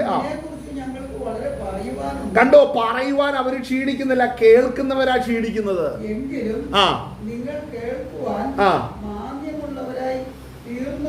കണ്ടോ? അവർക്ക് എന്ത് സംഭവിച്ചു? അവർക്ക് കേൾക്കുവാൻ കഴിയത്തില്ല. അവർ മാന്യമുള്ളവരായി തീർന്നിരിക്കുകൊണ്ട് അപ്പൊ ഈ ആർക്കാ ഈ വചനം മനസ്സിലാകാത്ത? ഈ മാന്യമുള്ളവർ. അവർക്ക് വേറെ പല ബിസിനസ് സഭയ്ക്കകത്ത് വന്നാ ഉണ്ടെന്നേ. അവരുടെ മനസ്സ് മുഴുവനും മക്കളെ കുറിച്ചുള്ള ചിന്ത, ധനത്തെ കുറിച്ചുള്ള ചിന്ത, ലോകത്തിലെ ഭാവിയെ കുറിച്ചുള്ള ചിന്ത, അല്ലെങ്കിൽ മറ്റുള്ളവർ എന്നാ കാണുമെന്നുള്ള വിചാരം. ഞാൻ ശ്രദ്ധിക്കണം, ഈ ക്ലബ്ബുകളുണ്ട് ലോകത്തിൽ, അല്ലേ? നമ്മുടെ രാജ്യത്തുണ്ട് ക്ലബ്ബുകളുണ്ട്. ഈ ക്ലബ്ബുകളുടെ അകത്ത് പോകുമ്പോൾ നടക്കുന്നത് എന്നാണെന്നറിയാവോ? എല്ലാ ക്ലബ്ബ് പല വീട്ടുകളിൽ നിന്ന് പല അവസ്ഥയിൽ നിന്നുള്ളവർ അവിടെ വരുമ്പോൾ അവൻ്റെ പ്രൗഢിയും എല്ലാം കാണിക്കുന്ന ക്ലബ്ബുകളിലാണ്. ശ്രദ്ധിക്കണം, ആ ക്ലബ്ബുകളിൽ വരുമ്പോൾ ഒരുത്തരൊരു വണ്ടി മേടിച്ചോണ്ട് വന്ന, പുതിയൊരു വണ്ടി മേടിച്ചോണ്ട് വന്ന ആ ക്ലബ്ബിലുള്ള മറ്റുള്ളവർ നോക്കി എൻ്റെ വണ്ടിയും അവൻ്റെ വണ്ടിയും തമ്മിലുള്ള വ്യത്യാസം, മോഡൽ വ്യത്യാസം, വർഷ വ്യത്യാസം, പണ വ്യത്യാസം, ഫ്യൂച്ചർ വ്യത്യാസം, അല്ലേ? ഇത്രയും നോക്കും.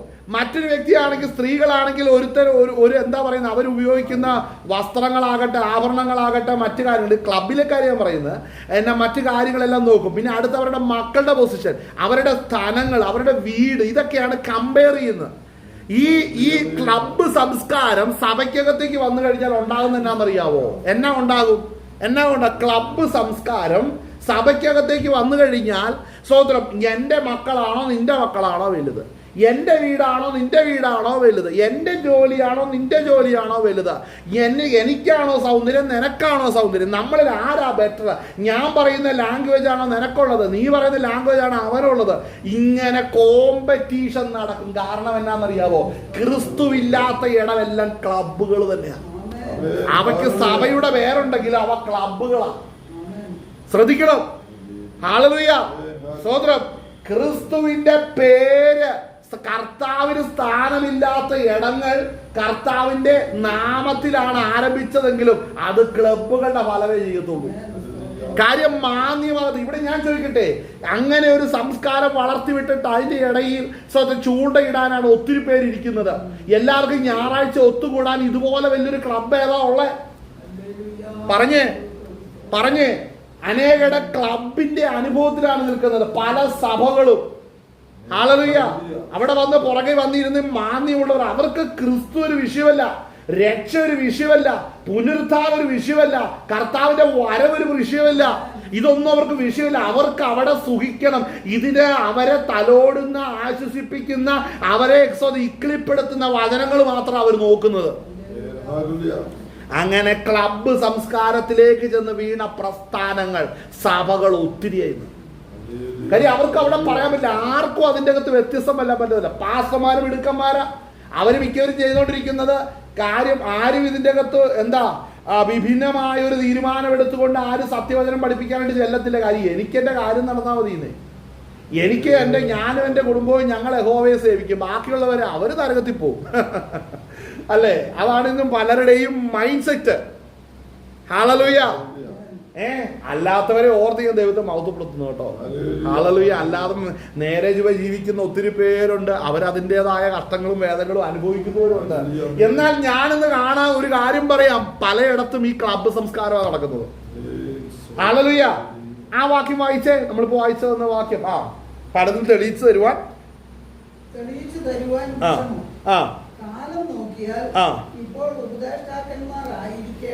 ഇവിടെ ഇതിനെ കുറിച്ച് ഞങ്ങൾക്ക് വളരെ പ്രവാനുണ്ട്. എങ്കിലും നിങ്ങൾക്ക് കേൾക്കുവാൻ മാന്യമുള്ളവരായി തീർന്നുകൊണ്ട് തെളിയിച്ചു തരുവാൻ വിഷമം. 12-ാം വാക്യം, കാലം നോക്കിയാൽ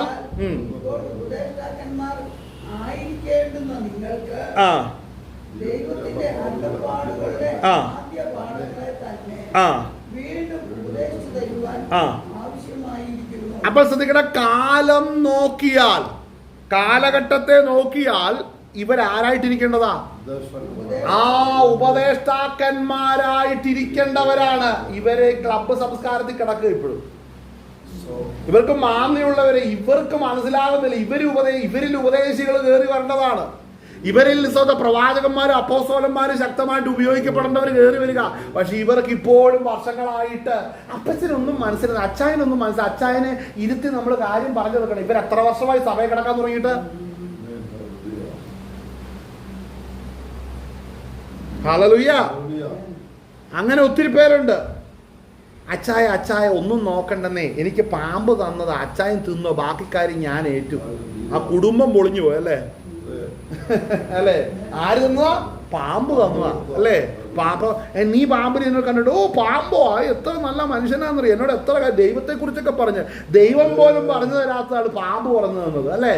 ശ്രദ്ധിക്കണേ, ദൈവവചനത്തിലേക്ക് വരാതെ ഉള്ള നിന്റെ ജീവിതത്തിലേക്ക് കയറി വരുന്നതെല്ലാം പാമ്പുകൾ തന്നെയായിരിക്കും അല്ലേ?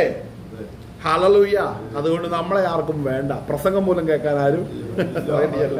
ശ്രദ്ധിക്കേണ്ട ഒരു കാര്യമാ, കാലഘട്ടം നോക്കിയ ഉപദേഷ്ടാക്കന്മാരായിരിക്കേണ്ടവരാണ് അല്ലേ? നിങ്ങൾ നോക്കിയ ഒരാള് ഭയങ്കര കൊമ്പം മീശയൊക്കെ വെച്ച് ദേഹം മുഴുവനൊക്കെ എന്താ രോമമൊക്കെ ഉള്ള ഒരു പ്രായമായ മനുഷ്യൻ, വള്ളി നിക്കറും ഒരു ചെറിയൊരു ചോറ്റുപാത്രവും ഒരു എന്തെങ്കിലും ഒരു മിക്കി മൗസിന്റെ ഒക്കെ ഒരു പാവയൊക്കെ പിടിച്ച് നേഴ്സറിലിരിക്കുന്ന രംഗം എന്ന് ഓർത്ത്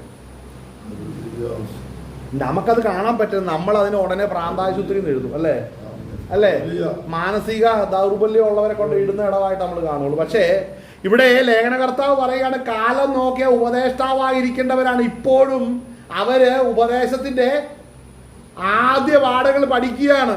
അപ്പൊ ഇത്രയും നാൾ വരെ ഞങ്ങൾ കുഞ്ഞുങ്ങളെല്ലാം അക്കരനാട് പിടിപ്പിക്കാനായിട്ടിരിക്കുകയാണ് അല്ലേ? സമ്പത്ത് എങ്ങനെയും ചിലരെ സംബന്ധിച്ച് പറഞ്ഞാൽ ചിലർക്ക് ഉറക്കമില്ല, ചിലർക്ക് സമാധാനമില്ല.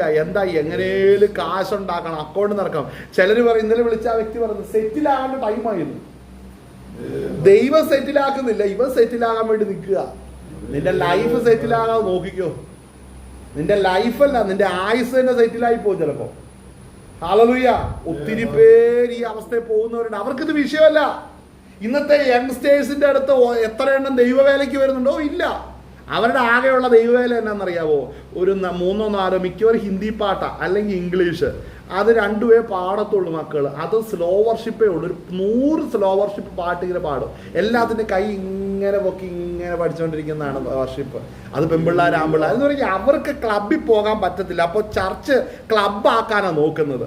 അതിന് നമ്മുടെ മാസ്റ്റർമാർ പറഞ്ഞു കൊടുക്കുന്നതാണ്, നമ്മൾ യുവജനങ്ങളെല്ലാം പിടിച്ചു നിർത്തി അവർക്ക് വേണ്ടി നമ്മൾ നിൽക്കണം. അവരുടെ ഉള്ളിലെ ക്ലബ്ബ് നമ്മൾ പുറത്ത് ചാടിക്കണമെന്ന്.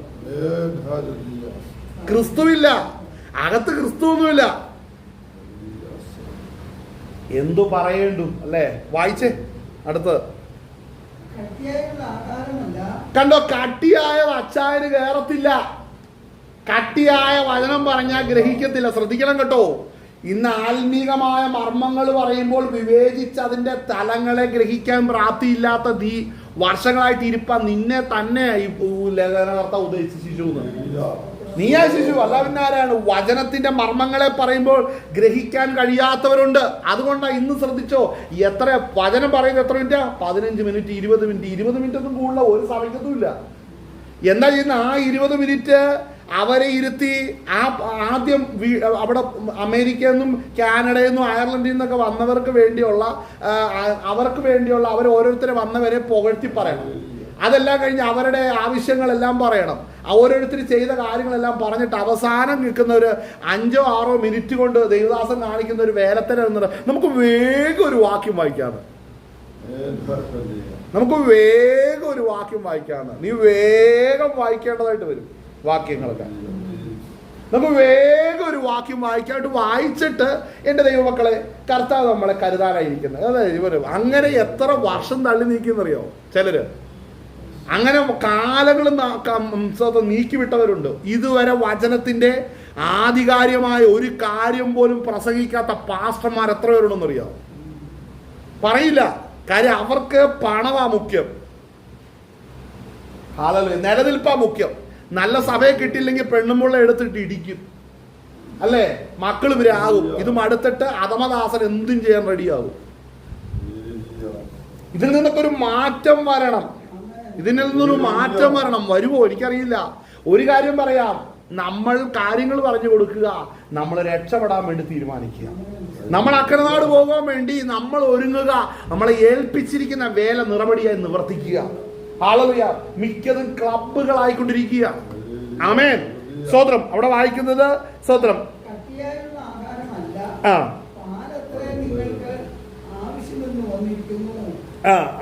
പാലത്ര നിങ്ങൾക്ക്. അതായത് ശ്രദ്ധിക്കണം, വർഷങ്ങളായിട്ട് ഇരുന്നവർക്ക് പലർക്കും ഇന്ന് ഇതിന്റെ യാഥാർത്ഥ്യം ഗ്രഹിക്കാൻ കഴിയുന്നില്ല.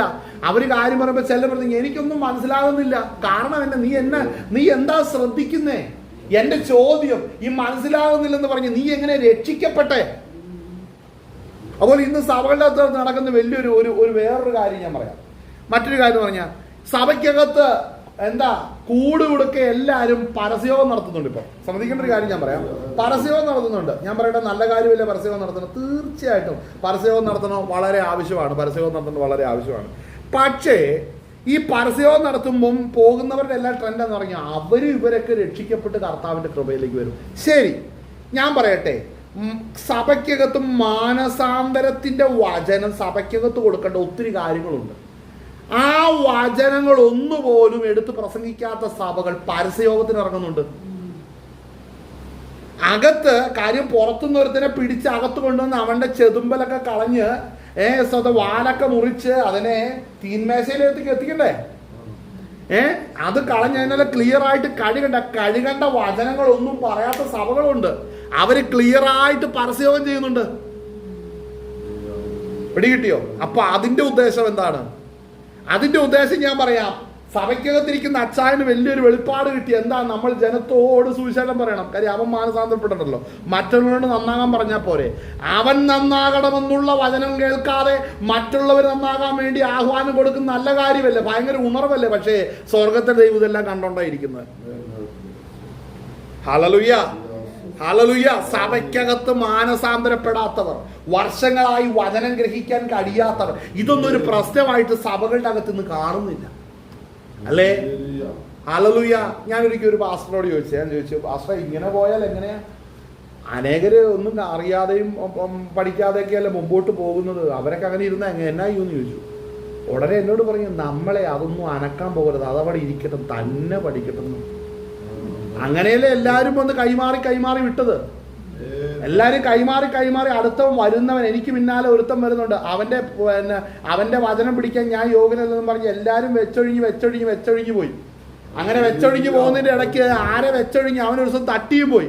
അവന്റെ ആത്മാവിന് ആര് ഉത്തരവാദിത്വം പറയും? പറഞ്ഞേ, ഞാൻ പറയാം, അത്രയും പേര് ഉത്തരവാദിത്വം പറയണം, അല്ലേ? ഓരോ വ്യക്തിയെ കുറിച്ച് ചോദ്യമുണ്ട്. എന്ത് ചെയ്യും? അപ്പോൾ ഈ വേല ചെയ്യുക എന്ന് പറഞ്ഞാൽ അത് ഭയങ്കര വേലയായിട്ട് തീരാതിരിക്കാൻ സൂക്ഷിക്കുക. ആമേൻ. ആ ഭാഗം വായിച്ചേ. നീതിയുടെ വചനത്തിൽ പരിചയമില്ലാത്തവനത്രേ അവൻ ശിശുവല്ലോ.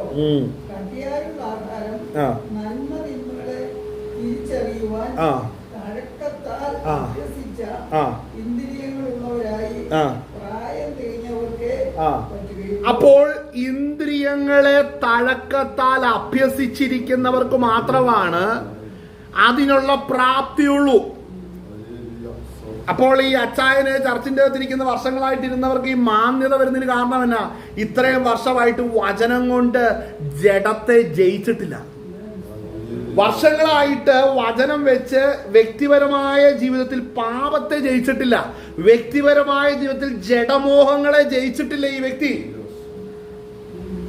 മനസ്സിലാവുന്നുണ്ടോ? അവർക്കറിയത്തില്ല ഈ എങ്ങനെ ഇന്ദ്രിയം കിട്ടുന്ന. ഇന്ദ്രിയം ഇങ്ങനെ പ്രാർത്ഥിച്ചാൽ കിട്ടുന്നതല്ല. ഇന്ദ്രിയം കിട്ടുന്നത് ദൈവവചനം അവന്റെ ഹൃദയത്തിൽ വസിക്കും. അവൻ സ്തോത്രം പോരാടാൻ ചെല്ലുന്ന മേഖലകളിൽ പോരാട്ടത്തിനായിട്ട് അവിടത്ത് ചെല്ലണ്ട. നമ്മൾ ഇരിക്കുന്നിടം എല്ലാം പോരാട്ടമുള്ളിടം തന്നെയാണ്. നമ്മുടെ ഇന്ദ്രിയങ്ങളെ ഓരോന്നും ആകർഷിക്കുന്ന വിഷയങ്ങൾ നമ്മുടെ മുമ്പിൽ വരുമ്പോൾ ആ ഇന്ദ്രിയങ്ങളെ ജയിക്കുവാൻ ദൈവവചനത്തിൽ ആശ്രയിക്കുന്നവർക്ക് മാത്രമേ ഇന്ദ്രിയ ജയം കിട്ടത്തുള്ളൂ. അപ്പോൾ ആ ജയം പ്രാപിച്ചവർക്ക് ദൈവമാണ് അടുത്ത പ്രമോഷൻ കൊടുക്കുന്നത്. കട്ടിയായ വചനം അവർക്കാ കിട്ടുന്നത്. മനസ്സിലാകുന്നുണ്ടോ? അല്ലെങ്കിൽ ചിലയിടത്ത് നോർത്ത് ഇന്ത്യയിലൊക്കെ ചെന്നാൽ കാണാം, ഒരു വാക്യം വായിക്കും, എന്നിട്ട് കഴുതയുടെയും ആനയുടെയും കഥ പറയും. എന്നിട്ട് കഴുതയുടെയും ആനയുടെയും മോറൽ സ്റ്റോറി എടുത്തിട്ട് പറഞ്ഞ വാക്യത്തിന്റെ വ്യാഖ്യാനമായിട്ട് കൊടുക്കുന്ന അവസ്ഥയുണ്ട്. അത് നോർത്ത് ഇന്ത്യ നടക്കുകയാണ്. അതിന് വേറൊരു തുല്യമാണ് ഇന്ന് കേരളത്തിൽ നടന്നുകൊണ്ടിരിക്കുന്നത്. ആഴമുള്ള വചനം പറയില്ല. ചിലർ ശ്രദ്ധിച്ചിട്ടുണ്ടോ? വചനം പറയുമ്പോൾ അവരുടെ നെറ്റി ചുളിയും ദേഷ്യം വരും. സോ അവർ പറയും, ഞങ്ങൾക്ക് മനസ്സിലാകുന്നുവല്ലോ, പറയാം, ഞങ്ങൾ കേൾക്കണം. എന്താ അവർക്ക് പ്രശ്നം? അവർ വർഷങ്ങളായി സഭയ്ക്കകത്തിരുന്നിട്ട് അവർക്ക് ഇന്ദ്രിയം വന്നിട്ടില്ല. അവർ അവരുടെ വ്യക്തിപരമായ ജീവിതത്തിൽ പരിശുദ്ധാത്മാവിനെ ആശ്രയിച്ചു പാപത്തെ ജയിച്ചിട്ടില്ല. അവർ ചോദിക്കും, ഞങ്ങളെല്ലാം പാപത്തെ ജയിച്ചിട്ടുണ്ട്.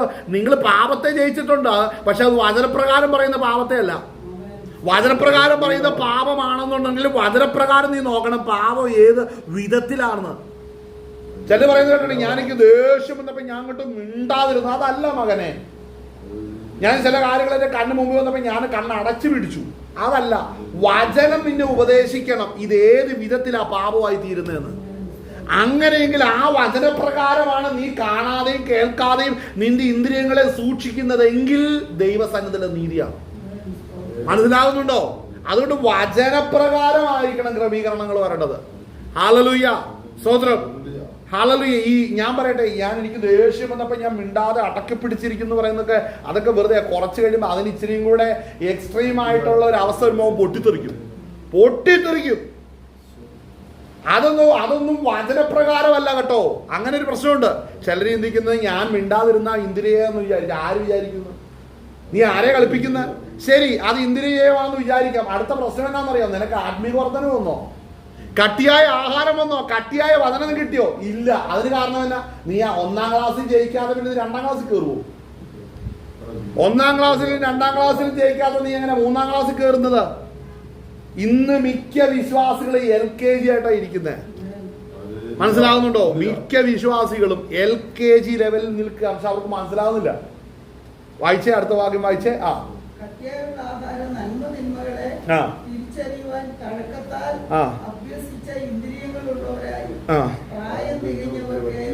പറ്റുകയുള്ളൂ. അതുകൊണ്ട് നിർജീവ പ്രവൃത്തികളെ കുറിച്ചുള്ള മാനസാന്തരം, ദൈവത്തിലെ വിശ്വാസം, സ്നാനങ്ങളെ കുറിച്ചുള്ള ഇതൊക്കെ പാലാണ്. ഇതെല്ലാം പാലാണ്. ഈ പറയുന്ന കാര്യങ്ങളെല്ലാം പാലിൽപ്പെട്ട, അത് കട്ടി കുറഞ്ഞ ആഹാരങ്ങളാണിത്. വായിച്ചേ. കൈവയ്പ്, മരിച്ചവരുടെ പുനരുത്ഥാനം, നിത്യശിക്ഷാവിധി എന്നിങ്ങനെയുള്ള അടിസ്ഥാനം പിന്നെയും വിടാതെ നാം ക്രിസ്തുവിനെ കുറിച്ചുള്ള ആദ്യവചനം വിട്ട് പരിജ്ഞാനപൂർത്തി പ്രാപിക്കുവാൻ ശ്രമിക്കുക. ദൈവം അനുവദിക്കുന്ന പക്ഷം നാം അത് ചെയ്യും. ഈ ദൈവം അനുവദിക്കണമെന്നുണ്ടെങ്കിൽ നീ ഇന്ദ്രിയം പ്രാപിച്ചേ പറ്റത്തുള്ളൂ. ദൈവം നിനക്ക് തരും, പക്ഷെ നീ അതിന്റെ ഫസ്റ്റ് സ്റ്റേജുകൾ നീ ജയിച്ചിരിക്കണം. ദൈവം തരാത്തോണ്ട് ഒത്തിരി പേര് പറയുന്നതാണ്, നീ ആത്മീയ വളർച്ച ദൈവം തന്നില്ല ബ്രദർ, ദൈവം തന്നില്ല പാസ്റ്റർ. എങ്ങനെ നിനക്ക് കിട്ടാത്തത്? നീ 1ാം ക്ലാസ് ജയിച്ചോ? നീ വചനം കൊണ്ട് ഇന്ദ്രിയങ്ങളെ തഴക്കത്താൽ അഭ്യസിച്ചോ? ഇല്ല. ഇന്നലെ തെറി പറഞ്ഞിട്ടാ വന്ന്, ഇന്നലെ നുണ പറഞ്ഞിട്ടാ വന്ന്, ഇന്നലെ വേണ്ടാത്ത കണ്ടിട്ടാ വന്ന്, ഇന്നലെ ഞാൻ ചെയ്യാത്തെല്ലാം ചെയ്തിട്ടാ വന്ന്. എന്നിട്ട് ഇവിടെ വന്ന് ഉപദേശിക്കുന്നല്ലേ എനിക്ക് തന്നില്ല ദൈവം. കണ്ടോ? ശരിക്കും യഥാർത്ഥത്തിൽ പ്രശ്നം എന്നാണെന്നറിയാം. ഇതൊക്കെ കാണാതെ കണ്ണിറുക്കി ഇരുട്ടാക്കിയിട്ടാണെന്ന് ഓർക്കണം ചിലര് വിടുതലിന് വേണ്ടി വരുന്നു പ്രാർത്ഥിക്കാൻ. ശ്രദ്ധിച്ചോ? ഇതൊന്നും ജീവിതത്തിൽ നടക്കത്തില്ല, പക്ഷെ അവര് പ്രാർത്ഥിക്കാൻ വരുന്നുണ്ട്. ഹല്ലേലൂയ. ഇന്ന് ആത്മീയകോളം നേരിടുന്ന ഒരു പ്രശ്നമാണിത്. ആർക്കൊന്നും മനസ്സിലാകുന്നില്ല. ഈ പറയുന്ന കാര്യങ്ങളെല്ലാം വചനത്തിന്റെ മുമ്പിൽ പാലായിട്ടാണ് നിൽക്കുന്നത്. മനസ്സിലായി? അടിസ്ഥാനങ്ങളാണ് നിൽക്കുന്നത്. ഇത് പിന്നെ ഇടരുതെന്നാ പറഞ്ഞത്. ഇതിന്റെ പുറകെ അല്ല പോകേണ്ടത്. ഇന്ന് മിക്ക പ്രസംഗങ്ങളും ഏതൊക്കെയാ? മാനസാന്തരത്തെ കുറിച്ചുള്ള പ്രസംഗങ്ങളാ. ശരിയാ, മാനസാന്തരം പ്രസംഗിക്കണമെന്നേ, പക്ഷെ അതല്ല വിഷയം. അടുത്തത് ദൈവത്തിലെ വിശ്വാസത്തെ കുറിച്ചുള്ള ഇതല്ലേ മിക്ക സഭകളുടെ അടുത്ത് വരുന്നത്. അടുത്ത കാര്യം എന്താണ്? സ്നാനങ്ങളെ കുറിച്ചുള്ള ഉപദേശം. അടുത്തത് എന്റെ കൂടെ ഇല്ലേ നിങ്ങള്? കൈവെപ്പ്. അടുത്തത് മരിച്ചവരുടെ പുനരുത്ഥാനം. അടുത്തത് നിത്യശിക്ഷാവധി. അപ്പൊ ശ്രദ്ധിക്കണം, ഇത് അടിസ്ഥാനങ്ങളാണ്. അത് പിന്നെ ഇടരുത്. അപ്പൊ പരിജ്ഞാനപൂർത്തി എന്ന് പറഞ്ഞാൽ പിന്നെ എന്താണ്? പരിജ്ഞാനപൂർത്തി എന്ന് പറഞ്ഞാൽ എന്താണ്? അത് പ്രാപിപ്പാൻ ശ്രമിക്കുക എന്ന് എബ്രായ ലേഖനകർത്താവ് പറഞ്ഞിട്ട് അടുത്തത് പറയുന്നത് പിന്മാറ്റക്കാരെ കുറിച്ചാണ് പറയുന്നത്. അതെന്തിനാ അവിടെ പറയുന്നത്? അപ്പൊ ആർക്കാ ഇതൊക്കെ ലഭിക്കാതെ പോകുന്നറിയാം? പിന്മാറി പരിശുദ്ധാത്മാവിനെ തള്ളുന്നവർക്കാണ് ഈ വരങ്ങൾ ലഭിക്കാതെ പോകുന്നത്. ശ്രദ്ധിക്കണം, ഇത് ലഭിക്കാതെ പോകുന്ന ആർക്കാണ്? പിന്മാറിയവർ ആരാന്ന് ചോദിച്ചാൽ സഭയെ വരാത്തവരല്ല പിന്മാറും. പരിശുദ്ധാത്മാവിനെ പ്രാപിച്ചിട്ട് ആത്മാവിനെ അനുസരിക്കാതെ ജീവിക്കുന്നവരാണ് പിന്മാറ്റക്കാര്. അതാണ് എന്റെ യഥാർത്ഥ ഡെഫിനിഷൻ. ഹല്ലേലൂയ. നമ്മളെല്ലാം പറയുന്നത് എന്താണെന്നറിയാവോ? IPC പോകാത്തവര്, ചർച്ച കൂടി പോകാത്തവര്, ഷാരോടി പോകാത്തവര്, AG പോകാത്തവര്, ഇൻഡിപെൻഡന്റ് ചർച്ചിൽ പോകാത്തവര്, പെന്തക്കോസ് ഇല്ലാത്തവര് പിന്മാറ്റക്കാരെന്ന്. അത് പറയാൻ കൊള്ളാം. അതൊക്കെ വെറും എന്താ പറയുക, എലിമെന്ററി ലെവലാണ്. യഥാർത്ഥ വാക്യത്തിന്റെ അർത്ഥം എന്താ? പരിശുദ്ധാത്മാവിനെ പ്രാപിച്ചിട്ട് ഇത് ശ്രദ്ധിക്കണം. ഈ പ്രകാശനം എന്ന് പറഞ്ഞാൽ ഈ പറഞ്ഞ നിർജീവ പ്രവൃത്തികളുടെ മാനസാന്തരം, വിശ്വാസം, സ്നാനം, കൈവപ്പ്, പുനരുത്ഥാനം എന്നുള്ള കാര്യങ്ങളെല്ലാം പ്രകാശനം തന്നെയാണ്. ഇത് നമുക്ക് ലഭിച്ചത് പരിശുദ്ധാത്മാവ് നമ്മുടെ ഹൃദയത്തിൽ പ്രകാശിപ്പിച്ചപ്പോഴാണ് നമുക്കിത് ലഭിച്ചത്. ഇത് ലഭിച്ചത് അങ്ങനെയാണ്. ശ്രദ്ധിക്കണം, അത് ലഭിച്ചിട്ട് പിന്നെ എന്ത് സംഭവിച്ചു? അപ്പൊ ശ്രദ്ധിക്കണം, ഇത് ലഭിച്ചിട്ടുണ്ടെങ്കിൽ ഇന്ദ്രിയങ്ങളാൽ തഴക്കത്താൽ അഭ്യസിച്ചത് കൊണ്ടാണ് ഈ അടിസ്ഥാനങ്ങൾ ഒരിക്കൽ കിട്ടിയത്. ശ്രദ്ധിക്കണം, ഇന്ദ്രിയങ്ങളെ തഴക്കത്താൽ അഭ്യസിച്ചത് കൊണ്ടാണ്, അഭ്യസിച്ചത്, അതിനെ ജയിച്ചത് കൊണ്ടാണ് ഇതൊക്കെ ലഭിച്ചത്. ആർക്കാ വചനം കിട്ടുന്നതെന്ന് അറിയോ? നിങ്ങൾ ശ്രദ്ധിച്ചേ, ചുമ്മാ ഇരുന്ന് പുസ്തകം വായിച്ച കിട്ടുന്നല്ല. ആദ്യം ഇന്ദ്രിയജയത്തിന് വേണ്ടി നോക്കണം. വിശ്വാസത്തോട് വീര്യം, വീര്യത്തോട് പരിജ്ഞാനത്തോട് അത്. അപ്പൊ ഇന്ദ്രിയം ഇല്ലാത്തവര് പുസ്തകം വായിച്ചാൽ നിനക്കൊന്നും പിടിയമാട്ടെ, ഒന്നും നിനക്ക് മുടിയാതെ. മനസ്സിലാകുന്നുണ്ടോ? എന്തുകൊണ്ടാ? ഇന്ദ്രിയമില്ല. ഇന്ദ്രിയം ഇല്ലാത്തവർക്ക് കട്ടിയായത് കിട്ടത്തില്ല. അതുകൊണ്ടാണ് അവർ ചെയ്യുന്നത്. ഇതില്ലാത്തവരെന്ത് ചെയ്യുന്നറിയോ? ഒന്നും പുസ്തകം എടുക്കും, കുറെ ഭാഗം വായിക്കും, എന്നിട്ട് അവൻ്റെ ആവശ്യം യേശു എന്ന് പറഞ്ഞുകൊണ്ടിരിക്കും. പിന്നെ ബാക്കി ഇങ്ങനെ പ്രസംഗിക്കും, ഉറങ്ങിക്കൊണ്ടിരിക്കും. അവർക്ക് രസം എന്താണെന്ന് പറയും, ഇത് ഇങ്ങനെ ചെയ്താൽ മതി, മരണം വരെ ഇങ്ങനെ ചെയ്താൽ മതി, ഇതാണ് ആത്മീയത. അവൻ അത്രേ പറ്റുള്ളൂ. പക്ഷെ ഞാനൊരു കാര്യം പറയാം, ഇതുകൊണ്ട് സ്വർഗത്തിൽ പോകും, നീ സ്വർഗത്തിന്റെ പടിവാതിൽ കാണില്ല. മനസ്സിലാവുന്നുണ്ടോ? ഒത്തിരി പേര് ഇങ്ങനെ മനസ്സിലാക്കി വെച്ചിരിക്കുന്നത്. ഇതുകൊണ്ടാണ് പല സഭകളുടെ അത് പുറകിലേക്ക് ഇങ്ങനെ ഒരു മാറ്റമില്ലാതെ വർഷങ്ങളായിട്ടിരിക്കുന്നത്. കണ്ടിട്ടുണ്ടോ? ഒരു മാറ്റമില്ല ആത്മീയത്തില്. കാര്യം ഒരു പടി പോലും അവർ ഇന്ദ്രിയ ജയത്തിന് വേണ്ടി അവർ നിന്നിട്ടില്ല. എന്തിനാ വിശ്വാസികളെ പറഞ്ഞ പാസ്റ്റർമാർക്കില്ലല്ലോ ഇത്? പലർക്കും ഇന്ദ്രിയം, പാസ്റ്റർമാരില്ലല്ലോ ഇന്ദ്രിയം. അപ്പോൾ ആ ഇന്ദ്രിയജയത്താൽ, നിങ്ങളുടെ ഇന്ദ്രിയങ്ങളെ തഴക്കത്താൽ അഭ്യസിച്ചവർക്കാണ് പ്രകാശനം ലഭിക്കത്തുള്ളൂ. ആ പ്രകാശനം ലഭിക്കുന്നവർക്ക് പിന്നെ പരിജ്ഞാനപൂർത്തി പ്രാപിക്കണം, അല്ലേ?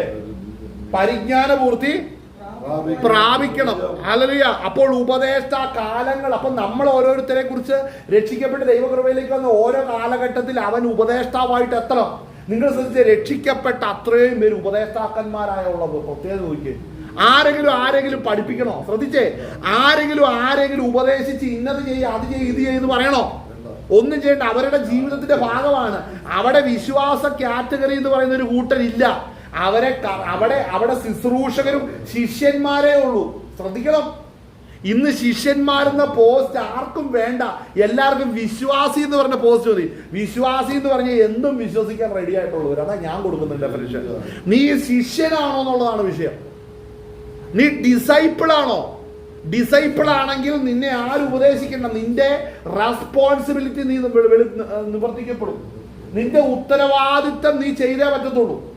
റെസ്പോൺസിബിൾ ആയിരിക്കും. ആര്? ഡിസൈപ്പിൾ എപ്പോഴും റെസ്പോൺസിബിൾ ആയിരിക്കും, ഉത്തരവാദിയായിരിക്കും. ഹല്ലേലൂയ. വായിച്ചേ, തുറന്നു വായിച്ചേ.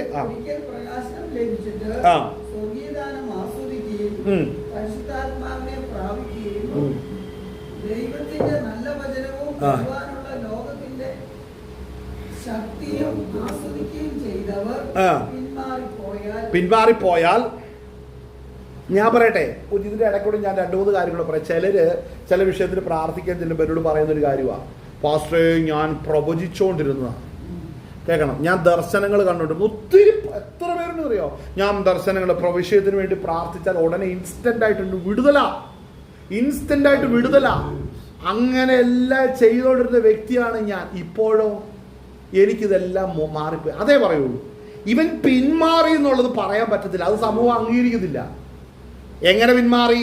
അവൻ ശരിയായ നിലവാരത്തിൽ പിന്മാറിയിട്ട് ഇപ്പൊ അവൻ കുഴയുക. അവന്റെ ബുദ്ധിയിലുണ്ട് പണ്ട് അന്യഭാഷ പറയും, അവന്റെ ബുദ്ധിയിലുണ്ട് പണ്ട് വെളിപ്പാടുകളെ കണ്ടത്. ഇന്ന് അവനെ കൊണ്ടത് പറ്റാതെ നിൽക്കുകയാണ്. ശ്രദ്ധിച്ചോ? അവരിന്ന് വലിയൊരു ജോലിയുടെ പ്രശ്നമോ കുടുംബത്തിന്റെ പ്രശ്നമോ സാമ്പത്തിക വിഷയം വരുമ്പോ ഇവൻ പറയുന്ന എന്നാന്നറിയും, ഞാൻ അതൊക്കെ ചെയ്തിട്ടുണ്ട്, പണ്ടല്ല ചെയ്തിട്ട്. ഇതിന്റെ ഇടയിൽ നിനക്ക് പിന്മാറ്റം വന്നു എന്നുള്ളത് നീ കണ്ടോ? ഇല്ല, അതെന്നോട് ആരും പറഞ്ഞില്ല. നിനക്കത് അറിയാലോ? അറിയാം. ഒത്തിരി പേർക്കറിയാം പിന്മാറ്റം വന്നു എന്നുള്ളത്. പക്ഷെ അത് പരസ്യമായിട്ട് അംഗീകരിച്ച് എൻ്റെ പിന്മാറ്റം കൊണ്ടാണ് എൻ്റെ ജീവിതത്തിൽ ഈ പരാജയം വന്നതെന്നുള്ളത് ഒരു ബഹുഭൂരിപക്ഷ ജനവും അംഗീകരിക്കുന്നില്ല. ഇത് വിശ്വാസകോളത്തിലെ കാര്യം ഞാൻ ഈ പറയുന്നത്. ഇതിന്റെ ഇടയിൽ പിന്മാറ്റം സംഭവിച്ചു. ഞാൻ പറഞ്ഞു വരുന്നതിന് കാരണം എന്ന് പറഞ്ഞാൽ, സ്തോത്രം. ഈ വരങ്ങളെയും കൃപകളെയും പ്രാപിച്ചിട്ടുള്ളവരുടെ കാര്യം പറയുന്നത്. എന്നാൽ വേറെ കുറെ പേരുണ്ട് പ്രാർത്ഥിക്കാൻ വന്നിരിക്കുന്നത് എങ്ങനെയാണെന്നറിയോ? എൻ്റെ തലയിലേക്ക് കൈവച്ച പാസ്റ്ററെ പ്രാർത്ഥിച്ചേ. സ്തോത്രം. നമ്മൾ എന്നാ പ്രാർത്ഥിക്കുക? തലയിൽ കൈവിട്ട് തട്ടിപ്പോട്ടെന്നാണോ? എന്നാ പിന്നെ എന്താ പ്രാർത്ഥിക്കണ്ടേ? ചിലർക്ക് ഇന്നും ഒരു ബോധമില്ലാതിരിക്കുന്നവരുണ്ട്. എന്തും പ്രാർത്ഥിക്കാം, ഏതും പ്രാർത്ഥിക്കാം, ഏത് മീറ്റിങ്ങിൻ്റെ അകത്തും പോകാം, എങ്ങനെയും നടക്കും, ഒരു വിഷയമില്ല, എല്ലാ യേശു, എല്ലാ യേശു, എല്ലാ യേശു. അങ്ങനെ കുറെ പേരുണ്ട് അല്ലേ? എന്താ ഇതിൻ്റെ അകത്ത് നടന്നുകൊണ്ടിരിക്കുന്നത്? ഇതാണ് ഇതിന്റെ പിന്നിലെ വിഷയം. ഇവരുടെ ജീവിതത്തിൽ പിന്മാറ്റം നടന്നിട്ടുണ്ട്, പക്ഷെ ഇവർക്കിത് മനസ്സിലാകുന്നില്ല. ശ്രദ്ധിക്കണം, ഈ പിന്മാറ്റക്കാരെല്ലാം സംഘടനയ്ക്കകത്ത് ആക്റ്റീവ് മെമ്പേഴ്സാണ്. പക്ഷെ അവർ ദൈവകൃപയിൽ നിന്നാണ് പിന്മാറിയിരിക്കുന്നത്. അത് ഡിറ്റക്ട് ചെയ്യണമെന്നുണ്ടെങ്കിൽ വചനവും പരിശുദ്ധാത്മാവിന്റെ കൃപയിൽ നിലനിൽക്കണം. നമ്മളുടെ ഓരോരുത്തരുടെയും ജീവിതത്തിൽ നടക്കുന്നത് എന്താണെന്ന് വ്യക്തമായി പരിശോധിക്കാൻ നമ്മൾ തയ്യാറായിക്കോണം. ഏത് വ്യക്തിയുടെ ആയിക്കോട്ടെ, അതിൽ നമുക്ക് കൃത്യം മറുപടി കിട്ടി. ഇവർ കൃപയിൽ നിന്ന് പിന്മാറിയിരിക്കുകയാണ്. അവര് സംഘടനയിലുണ്ടെന്നേ, സംഘടനയിലുണ്ട്. ഈ പിന്മാറ്റക്കാരെല്ലാം സംഘടനയിലുണ്ട്. എന്നാൽ സ്തോത്രം, ദൈവ കൃപയിൽ ഇരിക്കുന്നവർക്കാണ് ഇതിന്റെ യാഥാർത്ഥ്യം മനസ്സിലാവുക. കാര്യം അവർക്ക് പ്രകാശനം നഷ്ടമായി പോയി. ഒരിക്കൽ ഇവർക്ക് പ്രകാശിച്ചതാണിത്. എന്താ കാരണം? ഞാൻ പറയട്ടെ, ഈ പിന്മാറ്റക്കാരെ പിന്മാറ്റത്തിലേക്ക് നയിക്കുന്നതിന്റെ പ്രധാന കാരണം ഞാൻ പറയും ഇന്ദ്രിയ വിഷയങ്ങൾ തന്നെയാണ്. അവർക്ക് അതിൽ ജയിക്കാൻ കഴിഞ്ഞിട്ടില്ല. ജീവിതത്തിൽ ഇന്ദ്രിയ ജയമില്ലാതെ തഴക്കത്താൽ അഭ്യസിച്ച ഇന്ദ്രിയങ്ങൾ ഇല്ലാത്തത് കൊണ്ട് അവർക്ക് പരീക്ഷകൾ വരുമ്പോൾ അവരതിനെ വിട്ടു പുറകോട്ട് പോവുകയാണ്. ഇന്നലെ ഞാൻ വ്യക്തി സംസാരിച്ചപ്പോൾ ആ വ്യക്തി ഉടനെ എന്നോട് പറഞ്ഞ കാര്യമാണ്, ഞാൻ പപ്പായും മമ്മിയും എല്ലാം അവരുടെ എല്ലാ ആവശ്യത്തിനും വേണ്ടി ഞാൻ നിൽക്കുകയാണ്. അതായത് ഈ അപ്പനും അമ്മയും ഒരപ്പനുണ്ട്, അവർക്ക് ആ അപ്പൻ ഒരിക്കലും ഈ മകന്റെ അധ്വാനത്തെ അംഗീകരിക്കുന്നില്ല. എത്ര അധ്വാനിച്ചു കൊണ്ടുവന്നാലും വീണ്ടും ഇല്ല ഈ അവസ്ഥയില. അപ്പൊ ഈ മകന്റെ റോൾ എന്ന് പറഞ്ഞ എപ്പോഴാണ് എൻ്റെ അപ്പൻ ഇതെല്ലാം കൊള്ളാം എന്ന് പറയുന്നത് അതുവരെ ഞാൻ അധ്വാനിച്ചുകൊണ്ടിരിക്കുക.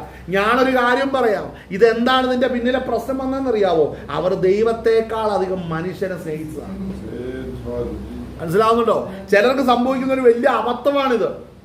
ദൈവത്തെ സ്നേഹിക്കാൻ മറന്നു പോകുന്നു, അറിയാതെ പോകുന്നു.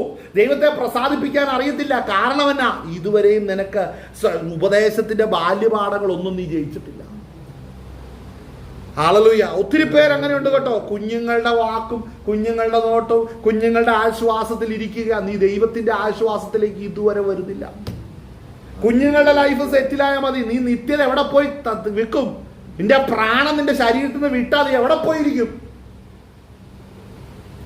അതുകൊണ്ട് നിത്യതയെ കുറിച്ച് ഗ്രാഹ്യമുണ്ടായിട്ട് വേണം നമ്മൾ ജീവിക്കുവാൻ. വായിച്ചേ.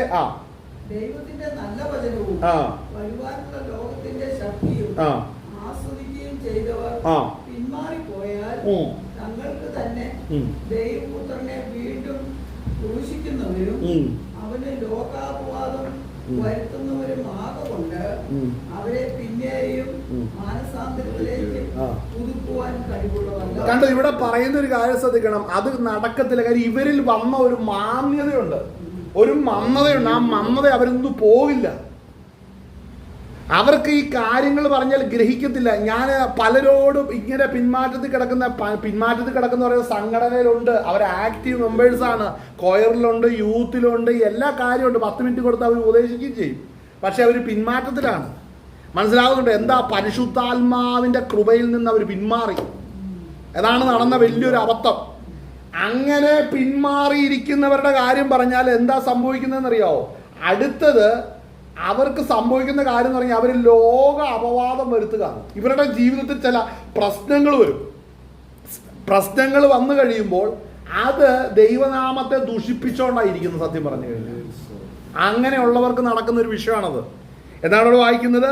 തങ്ങൾക്ക് തന്നെ ദൈവത്തിനെ വീണ്ടും ക്രൂശിക്കുന്നവരും അവന് ലോകാബോധം വരുത്തുന്നവരും ആകൊണ്ട് അവരെ പിന്നെയും മാനസാന്തരത്തിലേക്ക്. ഈ മാനസാന്തരം എന്താ? ശ്രദ്ധിക്കണേ. മാനസാന്തരം എന്താ? മകനെ, മകളെ, നിന്റെ പാപത്തിന്റെ പരിഹാരത്തിന് വേണ്ടി ദൈവപുത്രൻ പൂർണ്ണമായി നിന്റെ അകൃത്യം വഹിച്ച് കഷ്ടം അനുഭവിച്ചു. നിനക്ക് വേണ്ടി അവൻ മുറിവേറ്റു. നിനക്ക് വേണ്ടി അവൻ നഗ്നനായി തീർന്നു. ഇത് പറഞ്ഞു കഴിയുമ്പോൾ ഇവരോട് ഇത് പറഞ്ഞു കഴിയുമ്പോൾ ഇവർ പറയുന്നത് എനിക്കിത്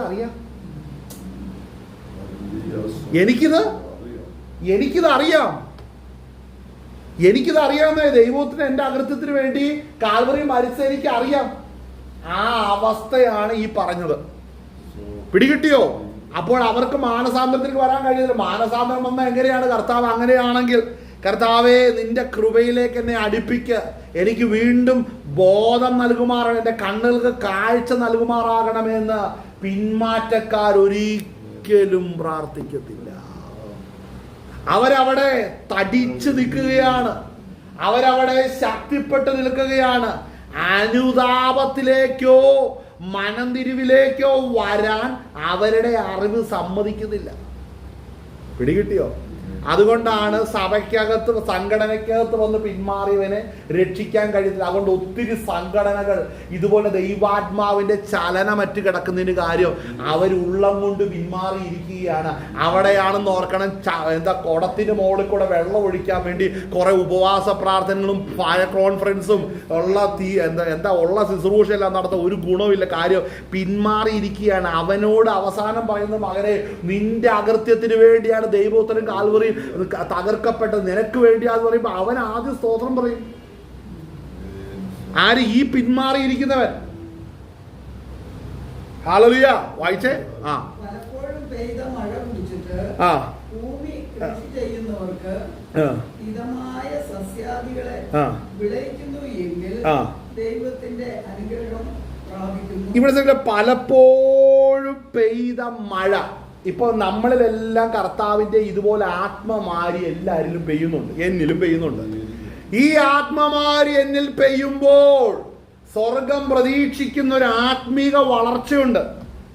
അതിൽ ഞാനോ നിങ്ങളോ ആത്മീക വളർച്ചയിലേക്ക് വരുന്നില്ലെങ്കിൽ എന്ത് സംഭവിക്കും? ഹിതകരമായ സസ്യാദികൾ വരണം കേട്ടോ. ഹിതകരമായ സസ്യാദികൾ, ആത്മാവിന്റെ ഫലം അവിടെ വരണം. അപ്പോൾ സംഘടനയ്ക്കകത്ത് വന്ന് സ്നാനപ്പെട്ട് അഭിഷേകം പ്രാപിച്ചിട്ട് വീണ്ടും പാപ സ്വഭാവത്തിൽ തന്നെ മുതിർന്നു പോകുന്നതിന് കാരണം ഈ എഴുതി വെച്ചിരിക്കുന്ന വാക്യമാ. എന്ത് സംഭവിക്കുന്നു അവിടെ? ആ വാക്യം വായിച്ചേ.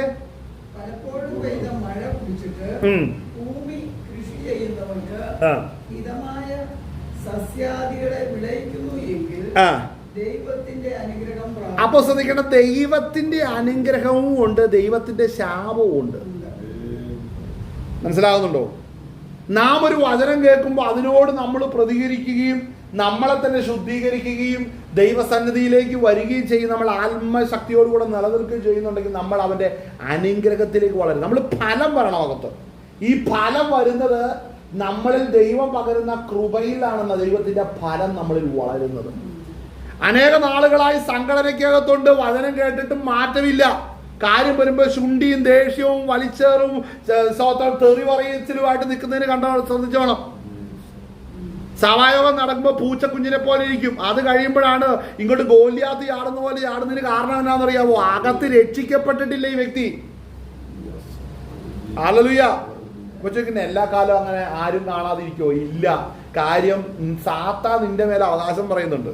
കേക്ക് ചിലര് ചിന്തിക്കുന്നതിനാണ് യേശുവിന്റെ നാമത്തിൽ വിട്ടുപോകുന്നു പറയുമ്പോ നീ നോക്കുന്ന പോലെ മതില് പിടിച്ച് തെങ്ങും വെട്ടി പോകുന്നവനല്ല വിചാര്. നിന്റെ ആട്ട് കേട്ട് ഓടുന്നതല്ല. നിന്റെ ആട്ട് നീ പ്രമാണമില്ലാതെയാണ് ആട്ടുന്നെങ്കിൽ നിന്റെ തലേ കയറിയിരിക്കും വിചാര്. നീ പ്രമാണത്തോടു കൂടെ നിന്ന്, പ്രമാണത്തോടു കൂടി ആണോ? അനേകരുടെ ശാസനം ഇത്രയേ ഉള്ളൂ. ഈ വചനം ശ്രദ്ധിക്കണം, ഈ വചനം ശ്രദ്ധിക്കണം. അവിടെ വായിക്കുന്നതിന്റെ മുള്ളും ഞെരിഞ്ഞിലും മുളപ്പിച്ചാലോ അത് കൊള്ളരുതാത്തതും ശാപത്തിനടുത്തതും ചുട്ടുകളയുക അത്രേ അതിന്റെ അവസാനം. എന്നാൽ പ്രിയമുള്ളവരെ, ഞങ്ങൾ ഇങ്ങനെ സംസാരിക്കുന്നു എങ്കിലും നിങ്ങളെ കുറിച്ച് ശുഭമേറിയതും രക്ഷയ്ക്ക് ഉതകുന്നതും വിശ്വസിക്കുന്നു. കണ്ടോ? അപ്പോൾ മനസ്സിലാക്കണം, ഇപ്പൊ പിന്മാറിയിരിക്കുന്നവനെ കുറിച്ച് വളരെ പ്രതീക്ഷയുണ്ട് മറ്റുള്ളവർക്ക്. നീ മടങ്ങി വരും. അതായത് കൃപയിലിരിക്കുന്നവർക്ക് വളരെ പ്രതീക്ഷയാണ്. ഇങ്ങനെയൊക്കെയാണ് ഇവനെങ്കിലും നാളെ മടങ്ങി വരാൻ വലിയ സാധ്യതയുണ്ട്. പക്ഷേ ആ ആശ്വാസമൊന്നും നിനക്ക് ഗുണം ചെയ്യത്തില്ല. ഇന്ന് ഒത്തിരി പേര് പറയുന്നുണ്ട്, ഈ പിന്മാറ്റക്കാരും പറയുന്നത് എന്നാന്ന് പറയാം, മറ്റുള്ളവർ എന്നോട് സ്നേഹമായിട്ട് പറഞ്ഞില്ല, എനിക്ക് ആശ്വാസമുള്ള കാര്യം പറഞ്ഞില്ലെന്ന് പറഞ്ഞുകൊണ്ടാണ് ബഹളം. നീ നിന്റെ പാപം നിമിത്തമാണ് നിന്റെ സ്വസ്ഥത നഷ്ടപ്പെട്ടതെന്ന് നിനക്ക് മനസ്സിലായോ? ജീവിതത്തിലെ പരാജയ നിമിത്തമാണ്, ഇന്ദ്രിയമില്ലാത്തത് കൊണ്ടാണ് നീ ഇന്ന് പിന്മാറ്റത്തിന്റെ വക്കത്തിലെത്തിയിരിക്കുന്നത്. ആഴമുള്ള വചനം നിനക്ക് തരാൻ നിന്നെ ദൈവത്തിന്റെ ആത്മാവ് നടത്തിയ ദിവസങ്ങളുണ്ട്. നീ അതിനെ തിരസ്കരിച്ചില്ലേ? ഇല്ലേ? ദൈവസന്നിധിയിൽ ഇരുന്ന് നീ പ്രാപിക്കാതിരുന്നിട്ട് മറ്റുള്ളവർ ഉപദേശിക്കാൻ നീ പോയില്ലേ? ഇന്ന് നീ പിന്മാറ്റത്തിന്റെ വക്കിലാണ്. എബ്രായ ലേഖനം പറയുന്ന കാര്യമാണ്. എങ്കിലും ഇതൊക്കെ ഇങ്ങനെയാണെങ്കിലും പ്രിയമുള്ളവരെ, ഞങ്ങൾ ഇങ്ങനെ സംസാരിക്കുന്നു എങ്കിൽ നിങ്ങളെക്കുറിച്ച് ശുഭമേറിയതും രക്ഷയ്ക്ക് ഉതകുന്നതും വിശ്വസിക്കുന്നു. കണ്ടോ, വിശ്വസിക്കുന്ന കാര്യം ഇന്നല്ലെങ്കിൽ നാളെ നിന്റെ അവസ്ഥയ്ക്ക് മാറ്റം വരും എന്നുള്ള ഒരു വലിയ വിശ്വാസം ഞങ്ങൾക്കുണ്ട്. അടുത്ത് വായിച്ചേ. ദൈവം നിങ്ങളുടെ പ്രവൃത്തിയും വിശുദ്ധന്മാരെ ശുശ്രൂഷിച്ചതിനാലും ശുശ്രൂഷിക്കുന്നതിനാലും തന്റെ നാമത്തോട് കാണിച്ച സ്നേഹവും മറന്നുകളയുവാൻ തക്കവണ്ണം അനീതിയുള്ളവനല്ല. ഈ വാക്യം വായിച്ചിട്ട് നിങ്ങൾക്ക് എന്നാ മനസ്സിലായി? 10-ാം വാക്യം. ആ 10-ാം വാക്യം നോക്കിയേ. ആരെ കുറിച്ചാ പറഞ്ഞേ? പിന്മാറ്റക്കാരെ കുറിച്ചാ പറഞ്ഞേ. നമ്മളുടെ കാറ്റഗറിയിലുള്ള പിന്മാറ്റക്കാരെന്ന് പറയുന്നത് സഭ വിട്ടുപോകുന്നവരാണ്. പക്ഷെ എബ്രായ ലേഖനം പറയുന്ന പിന്മാറ്റക്കാരാരാ? അവിടെ 10-ാം വാക്യം, ദൈവം നിങ്ങളുടെ പ്രവൃത്തിയും വിശുദ്ധന്മാരെ ശുശ്രൂഷിച്ചതിനാലും ശുശ്രൂഷിക്കുന്നതിനാലും തന്റെ നാമത്തോട് കാണിച്ച സ്നേഹവും മറന്നു കളയാൻ തക്കവണ്ണം അനീതിയുള്ളവനല്ലെന്ന്. ഇത് ആരോടാ പറയുന്നത്? പിന്മാറ്റക്കാരനോടാ പറയുന്നത്. അപ്പൊ ഈ പറയുന്നവരെവിടെ ഇരിക്കുന്നേ? ഈ പറയുന്നവരെവിടെ ഇരിക്കുന്നത്? സംഘടനയ്ക്കകത്തിരിക്കുക. പ്രസ്ഥാനത്തിന്റെ സഭയ്ക്കകത്ത് ഇവരുണ്ട്. സഭയ്ക്കകത്ത് നിന്ന് ഇറങ്ങിപ്പോകുന്നവരല്ല പിന്മാറ്റക്കാര്. സഭയ്ക്കകത്തിരുന്ന് ഈ പറയുന്ന സകല കാര്യങ്ങൾ ചെയ്യും, പരിശുദ്ധാത്മാവിനെ ദുഃഖിപ്പിക്കുകയും ചെയ്യുന്നവരാണ് പിന്മാറ്റക്കാര്. എന്തേ അത് പറയാത്തത്? എന്താ? അത് പറഞ്ഞ വിഷയമാ അല്ലേ? സ്വതന്ത്രം ഇവർ ചെയ്യുന്നതന്നെ. ഇത് ഞാൻ വായിച്ചപ്പോഴാണ് എനിക്ക് ഇതിന്റെ ആഴം മനസ്സിലായത്. കർത്താവ് ഇത് ഇത്രമേലൊരു അവസ്ഥയിലാണോ ഇതിനകത്ത് കിടക്കുന്നതെന്ന് മനസ്സിലായി. നമുക്ക് അതിന്റെ FAC ലേഖനത്തിന്റെ അകത്ത് നമ്മൾ 1-ാം അധ്യായം വായിച്ചെങ്കിലും അതിൻ്റെ 4-ാം അധ്യായം FAC ലേഖനം 4:30 ഒന്ന് വായിച്ചേ. ഇതുമായിട്ട് കണക്ട് ചെയ്തൊരു കാര്യം പറയാനാ. വേഗം പറഞ്ഞു നിർത്താം. വായിച്ചേ. ഈ പരിശുദ്ധാത്മാവിനെ ദുഃഖിപ്പിക്കുന്നവർ എന്ന് പറഞ്ഞാൽ പിന്മാറ്റക്കാരാണ്. ദൈവത്തിന്റെ പരിശുദ്ധാത്മാവിനെ ദുഃഖിപ്പിക്കരുത്.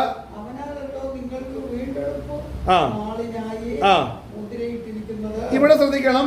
ഈ സ്തോത്രം, പരിശുദ്ധാത്മാവിനെ ദുഃഖിപ്പിക്കരുത്, അവനാലല്ലോ നിങ്ങളെ വീണ്ടെടുപ്പിൻ നാളിനായി മുദ്രയിട്ടിരിക്കുന്ന. അടുത്ത വാക്യം 31-ാം വാക്യം വായിച്ച്, എല്ലാ കയ്പും കോപവും ക്രോധവും കുറ്റാരവും ദൂഷണവും. ശ്രദ്ധിക്കണം കേട്ടോ. അടുത്ത് ദൂഷണവും സകല ദുർഗുണവുമായി നിങ്ങളെ വിട്ട് ഒഴിഞ്ഞു പോകട്ടെ. അല്ലേ? ആ വാക്യം കണ്ടോ? ആ വാക്യത്തിന്റെ അകത്തെ ദുർഗുണങ്ങൾ കണ്ടോ? ഈ ദുർഗുണങ്ങളാണ് എബ്രായ ലേഖനം 6-ാം അധ്യായത്തിലെ പിന്മാറ്റക്കാരുടെ യഥാർത്ഥ പ്രശ്നം. ഇത്രയും സ്വഭാവം അവർ സംഘടനയിൽ ഇരിക്കുമ്പോൾ അവർക്കുണ്ടാവും. സംഘടനയിൽ സഭയ്ക്കകത്ത് അവരിയ്ക്കുമ്പോൾ ഈ ദുർഗുണങ്ങളെല്ലാം അവർക്കുണ്ടാകും. ഒന്നും കൂടെ വായിച്ചേ. അവർക്ക് എന്തൊക്കെയുണ്ട്? അവർക്ക് കയ്പുണ്ട്, കോപമുണ്ട്, ക്രോധമുണ്ട്, കുറ്റാരവുമുണ്ട്. ഇതൊക്കെ വരുന്നതിന് കാരണം എബ്രായ ലേഖനത്തിനകത്ത് കിടക്കുന്ന തന്നെ അവർ തഴക്കത്താൽ അഭ്യസിച്ച ഇന്ദ്രിയങ്ങൾ ഉള്ളവർക്ക് ആ ദൈവം പ്രകാശനം കൊടുക്കത്തുള്ളൂ. ഇവർക്ക് ഇന്ദ്രിയമില്ലാതെ കിടക്കുന്നതിന് കാരണം ഈ സ്വഭാവം അവരിലുള്ളത് കൊണ്ടാണ്. അതുകൊണ്ട് അവർക്ക് ഒരിക്കലും ആത്മീകമായി വളർച്ച വരത്തില്ല. തിരിച്ചറിയേണ്ട ഒരു കാര്യമാണ്. ഇത്രയും കാര്യം ഇവരിൽ ഉള്ളത് കൊണ്ട് പരിശുദ്ധാത്മാവിനെ ഇവർ ദുഃഖിപ്പിച്ചുകൊണ്ടായിരിക്കുന്നത്. അപ്പുറം എബ്രായ ലേഖനത്തിന്റെ അകത്ത് വായിക്കുന്ന പിന്മാറ്റക്കാർ പുറത്തല്ല, അകത്താണ്. അകത്ത് സംഘടനയ്ക്കകത്ത് സഭയ്ക്കകത്ത് അവർ ഇരിപ്പുണ്ട്. അടുത്തത് ശ്രദ്ധിക്കണം. ആ വായിച്ച എബ്രായ ലേഖനം 6-ാം അധ്യായം നമ്മൾ വായിച്ചപ്പോൾ അതിനകത്ത് വായിക്കുന്ന കാര്യം ശ്രദ്ധിച്ചോ? ദൈവം നിങ്ങളുടെ പ്രവൃത്തിയും വിശുദ്ധന്മാരെ ശുശ്രൂഷിച്ചതിനാലും ശുശ്രൂഷിക്കുന്നതിനാലും തന്റെ നാമത്തോട് കാണിച്ച സ്നേഹവും മറന്നു കളയുവാൻ തക്കവണ്ണം അനീതിയുള്ളവനല്ല. അതായത് അവരെ ഈ പിന്മാറിക്കിടക്കുന്നവരോട് പറയുകയാണ്, നിങ്ങൾ അശേഷം വിട്ടുപോകരുത്. നിങ്ങളുടെ പ്രവർത്തികളും നിങ്ങളുടെ ദൈവസഭയ്ക്ക് നിങ്ങൾ കൊടുത്തതായിട്ടുള്ള എല്ലാ ആശ്വാസകരമായ പ്രവർത്തനങ്ങളെയും ദൈവം തള്ളിക്കളയുന്നില്ല. അത് നിങ്ങൾ ചെയ്തിട്ട് ദൈവം നിങ്ങളെ തള്ളിക്കളയുന്ന ദൈവമല്ലെന്നാ പറയുന്നത്. അതായത് അതിന്റെ അർത്ഥം മനസ്സിലാക്കണം, സഭയ്ക്കകത്ത് ആത്മീക വളർച്ച വരാതെ മറ്റു കാര്യങ്ങളിൽ വ്യാപൃതരായിട്ട് പുറമെ മറ്റൊരുത്തരെ സഹായിക്കുക, സാമ്പത്തികമായി സഹായിക്കുക, മറ്റു കാര്യങ്ങൾക്ക് സ്വന്തം മുൻകൈയെടുത്ത് സ്വന്തം അവരെ സപ്പോർട്ട് ചെയ്യുക, ഇങ്ങനെയുള്ള കാര്യങ്ങൾ ചെയ്യുന്നത് യഥാർത്ഥത്തിൽ ആത്മീകമാണോ എന്ന് ചോദിച്ചാൽ ആത്മീകമല്ലെന്ന് തന്നെയാണ് ഇവിടെ പറയുന്നത്. എന്നാൽ ദൈവം അത് തള്ളിക്കളയുന്നില്ല, അതിന് പ്രതിഫലമുണ്ട്. പക്ഷേ നിങ്ങൾ മടങ്ങി വരാത്തിടത്തോളം നിങ്ങൾ ഇപ്പോഴും പാളയത്തിൽ ഓർത്താണ്. പക്ഷെ നിങ്ങൾ എവിടെയുണ്ട്? സംഘടനയ്ക്കകത്തിരിക്കുക. ആ വാക്യം ശ്രദ്ധിച്ചേ, അവിടെ വായിക്കുന്നത് ദൈവം നിങ്ങളുടെ പ്രവൃത്തിയും വിശുദ്ധന്മാരെ ശുശ്രൂഷിച്ചതിനാലും ശുശ്രൂഷിക്കുന്നതിനാലും തന്റെ നാമത്തോട് കാണിച്ച സ്നേഹവും മറന്നു കളയുവാൻ തക്കവണ്ണം അനീതിയുള്ളവനല്ല. അതായത് സഭയ്ക്കകത്ത് വന്ന് ഒരു ഗ്ലാസ് വെള്ളം കൊടുത്താൽ സ്വർഗം ആ കണക്ക് വെച്ചിട്ടുണ്ട്. പക്ഷെ അതുകൊണ്ട് ഒരുവന്റെ ആത്മാവ് സ്വർഗത്തിൽ പോകുന്നില്ലെന്ന്. ഇന്ന് ഒത്തിരി പേരെ ഈ ദാനധർമ്മങ്ങൾക്കും ദാനശീലന്മാരായിട്ടും വർദ്ധിപ്പിച്ചുകൊണ്ടിരിക്കുകയാണ് സഭയ്ക്കകത്ത്. പക്ഷേ അതല്ല യഥാർത്ഥ ആത്മീകം. നിന്റെ ഹൃദയത്തിൽ പകർന്ന പരിശുദ്ധാത്മാവിനെ നീ ദുഃഖിപ്പിക്കരുത്. ഇന്ന് അനേകർക്ക് അത് വിഷയമല്ല. സഭയ്ക്കകത്ത് അതിനെക്കുറിച്ചുള്ള ടീച്ചിങ്സ് ഇല്ല, അതിനെക്കുറിച്ചുള്ള അതിനെ പ്രൊമോട്ട് ചെയ്യുന്നില്ല ഒരിക്കലും. ഈ പരിശുദ്ധാത്മാവിനെ ദുഃഖിപ്പിച്ച് കഴിയുമ്പോഴാണെന്ന് ഓർക്കണം കോപവും ക്രോധവും കുറ്റാരോപങ്ങളും ആ പറയുന്ന കാറ്റഗറിയിൽപ്പെട്ട കാര്യങ്ങളെല്ലാം അവിടെ വരുന്നത്. ശ്രദ്ധിക്കണം, അവിടെ വായിക്കുന്ന കയ്പുണ്ട്, കോപമുണ്ട്, ക്രോധമുണ്ട്, കുറ്റാരമുണ്ട്, ദൂഷണമുണ്ട്, സകല ദുർഗുണമായി നിങ്ങളെ വിട്ട് ഒഴിഞ്ഞു പോകട്ടെ എന്ന് അവിടെ FS ലേഖനത്തിൽ പറയുമ്പോൾ ഈ പറയുന്ന എല്ലാ ഗുണങ്ങളുമാണ് പിന്മാറ്റക്കാരന്റെ ഗുണം. അപ്പോൾ മനസ്സിലായി, ഈ മന്ദതയുള്ളവരാകാതെ എന്ന് പറഞ്ഞ ഈ മന്ദത എന്തായി തീർന്നു എന്ന് മനസ്സിലായോ? ഈ മന്ദത അവനിൽ ഇരിക്കുകയാണ്. ഈ മന്ദതയിൽ ഇരിക്കുമ്പോഴാണ് ഇവിടെ എബ്രായ ലേഖനകർത്താവ് ഇവിടെ പറയുന്നതാണ്, നിങ്ങളെ വീണ്ടും തങ്ങൾക്ക് തന്നെ ദൈവപുത്രനെ വീണ്ടും ക്രൂശിക്കുന്നവരും അവന് ലോകാബോധം വരുത്തുന്നവരും ആകൊണ്ട് അവരെ പിന്നെയും മാനസാന്തരത്തിലേക്ക് പുതുക്കുവാൻ കഴിവുള്ള കാര്യം അവർക്കറിയാം. ദൈവപുത്രൻ കാൽവറിയിൽ തകർക്കപ്പെട്ടത് എൻ്റെ അകൃത്യത്തിന് വേണ്ടിയാണ്, അതുകൊണ്ട് മകനെ മടങ്ങി വരാൻ പറഞ്ഞാൽ പിന്മാറ്റക്കാരൻ പറയും എനിക്കറിയാമേ യേശു എൻ്റെ പാപത്തിന് വേണ്ടിയാണ് മരിച്ചതെന്ന്. മനസ്സിലാവുന്നുണ്ടോ? ഇങ്ങനെ സംസാരിക്കുന്ന ശൈലി കേട്ടാൽ മനസ്സിലാക്കിക്കോണോ, ആള് പിന്മാറ്റത്തിലാണ്, ഒന്നും അവിടെ ചെല്ലുന്നില്ല. അവൻ ഇതൊക്കെ അറിഞ്ഞിരുന്നു കൊണ്ട് ഇതിനെ തടുത്തുകൊണ്ടായിരിക്കുന്നത്. ഉപദേശം കേൾക്കുമ്പോൾ ചിരിച്ചുകൊണ്ട് അതിനെ തടുത്താൽ മനസ്സിലാക്കണം ഇവൻ പിന്മാറിയിട്ട് വർഷങ്ങളായി. അത് പറയുന്നില്ല. അത് സംഘടനയ്ക്കകത്ത് ഒത്തിരി പേര് പിന്മാറിക്കിടക്കുകയാണ്. അവരേതൊക്കെയോ വിഷയത്തിൽ പിന്മാറിയിരിക്കുകയാണ്. ഇവർക്ക് വന്നൊരു പ്രശ്നം എന്നാണെന്നറിയാവോ? ഇങ്ങനെയുള്ളവർക്ക് വന്നൊരു പ്രശ്നം എന്ന് പറഞ്ഞാൽ ഇവർ വർഷങ്ങളായിട്ട് വിശ്വാസ ജീവിതത്തിൽ കാണും. ഇവര് പ്രതീക്ഷിച്ച രീതിയിൽ കാര്യങ്ങൾ പോകാതെ വന്നപ്പോൾ ഇവരെവിടെയൊക്കെയോ ദൈവത്തോട് തന്നെ ഇവരുടെ പരാതികളും ദൈവത്തോട് തന്നെ ഇവരുടെ നീരസങ്ങളും ഇവർ പ്രകടിപ്പിച്ചു. ഇവരുടെ പ്രവർത്തനങ്ങളിലും ഇവരുടെ ജീവിതത്തിന്റെ മേഖലകളിലും ആ നീരസങ്ങൾ പലയിടത്തും അവർ വെളിപ്പെടുത്തിക്കൊണ്ടിരുന്നു.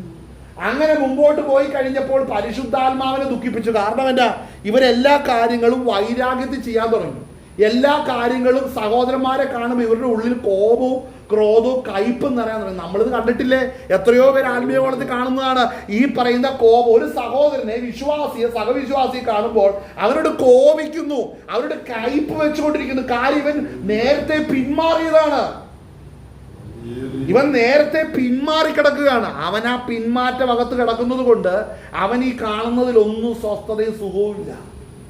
അങ്ങനെയുള്ളവർ പിന്മാറിക്കഴിഞ്ഞാൽ അവരെ വചനം പറഞ്ഞ് കർത്താവിന്റെ ക്രൂശ് മരണത്തെ കുറിച്ചോ നിന്റെ പാപപരിഹാരത്തിന് വേണ്ടി അവൻ നിന്നെ വീണ്ടെടുത്തതാകുന്നു, നിന്റെ പാപത്തിന്റെ വില, നിന്റെ മരണത്തിന്റെ വില മുഴുവനായി കർത്താവ് ക്രൂശിൽ അടച്ചതാണെന്ന് പറഞ്ഞാൽ ഇങ്ങനെയുള്ളവർക്ക് ഒരു ചലനമില്ലാതിരുന്നാൽ മനസ്സിലാക്കിക്കോണം അവൻ പിന്മാറിക്കിടക്കുകയാണ് വർഷങ്ങളായിട്ട്. മനസ്സിലാകുന്നുണ്ട്? ഒത്തിരി പേര് ഈ അവസ്ഥ കിടപ്പുണ്ട്. പക്ഷെ അവർക്ക് മനസ്സിലായി അവർ സംഘടനയിൽ ആക്റ്റീവ് മെമ്പേഴ്സാണ് ഈ പിന്മാറ്റക്കാര്. അല്ലാതെ സംഘടന വിട്ടു പോകുന്നവരല്ല പിന്മാറ്റക്കാര്. പരിശുദ്ധാത്മാവിനെ ദുഃഖിപ്പിച്ച് ദൈവകൃപയിൽ നിന്ന് അന്യവരായവരാണ് യഥാർത്ഥ പിന്മാറ്റക്കാര്. ഹല്ലേലൂയ.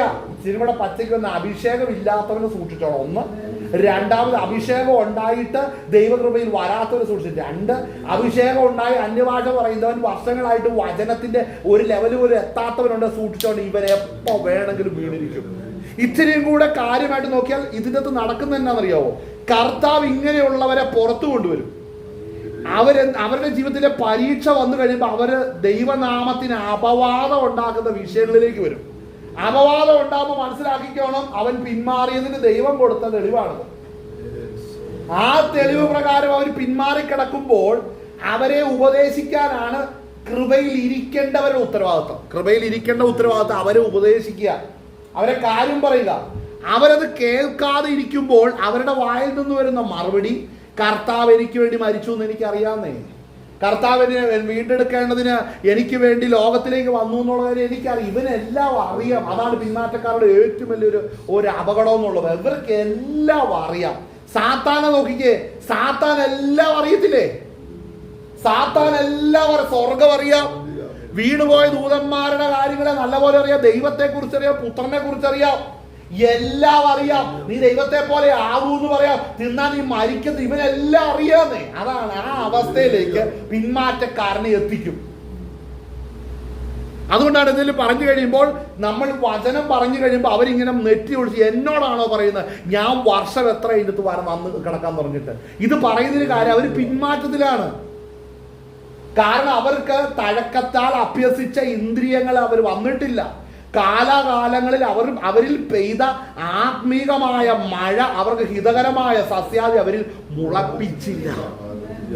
മനസ്സിലാവുന്നുണ്ടോ? വർഷങ്ങളായി ഒരു വ്യക്തി സ്നാനപ്പെട്ട് ദൈവകൃപയിലേക്ക് വരുമ്പോൾ അവരുടെ ആത്മീക വളർച്ചയോടുള്ള ബന്ധത്തിൽ ദൈവം പല കാലഘട്ടത്തിൽ പല വ്യക്തികളെ എഴുന്നേൽപ്പിക്കും. അവരെ ഉപദേശിക്കുവാൻ, അവരെ ആത്മീയമായി വളർത്തുവാൻ എഴുന്നേൽപ്പിക്കും. പക്ഷെ അപ്പോഴെല്ലാം അവരത് കാണുകയോ വളരുകയോ ചെയ്യുന്നതിന് പകരം അവർ മറ്റ് പല കാര്യങ്ങളിലേക്ക് ശ്രദ്ധ കേന്ദ്രീകരിച്ചു. ഇവർ സഭയ്ക്കകത്ത് അപ്പോഴും നിൽക്കാമെന്ന് ഓർക്കണം. അവരിൽ ആ ട്രീറ്റ്മെന്റ് വന്നില്ല. ആ ഗ്രോത്ത് വരാതെ അവരതിനകത്ത് നിന്നുകൊണ്ട് ബാക്കി കാര്യങ്ങളിലേക്ക് പോകുന്നു. വർഷങ്ങൾ കഴിഞ്ഞപ്പോൾ ഇവരുടെ ജീവിതത്തിൽ പരീക്ഷാകാലം വന്നപ്പോഴാണ് വീണുപോകുന്നത്. പരീക്ഷാകാലം കൊണ്ട് പ്രിയപ്പെട്ടവരെ, ജീവിതത്തിൽ ദൈവം ഹല്ലേലൂയ ശോധന ചെയ്യുന്ന സമയങ്ങളുണ്ട്. അവിടെയാണ് തകർന്നു പോകുന്നത് അനേകര്. കാര്യം അവർക്കതിനെ ജയിക്കാൻ പറ്റുന്നില്ല. ഹല്ലേലൂയ. അപ്പൊ ഹിതകരമായ സസ്യാദികളെ മുളപ്പിച്ചില്ല. കണ്ട ആ വാക്ക് വാക്കുന്ന മുള്ളും ഞെരിങ്ങിലും മുളപ്പിച്ചാലോ. മുള്ളും ഞെരിങ്ങിലും ഏതാ? അത് എഫേസ്യ ലേഖനം നമ്മൾ വായിച്ച വാക്യത്തിൽ കിടപ്പുണ്ട്. എന്തൊക്കെയാണ്? കയ്പ്, കോപം, ക്രോധം, കുറ്റാരവം, ദൂഷണം, സകല ദുർഗുണം. ഈ ദുർഗുണങ്ങളെല്ലാം ഉള്ള വ്യക്തി എന്താണ്? അവനിൽ ഉണ്ടായിരിക്കുന്നത് എന്താണ്?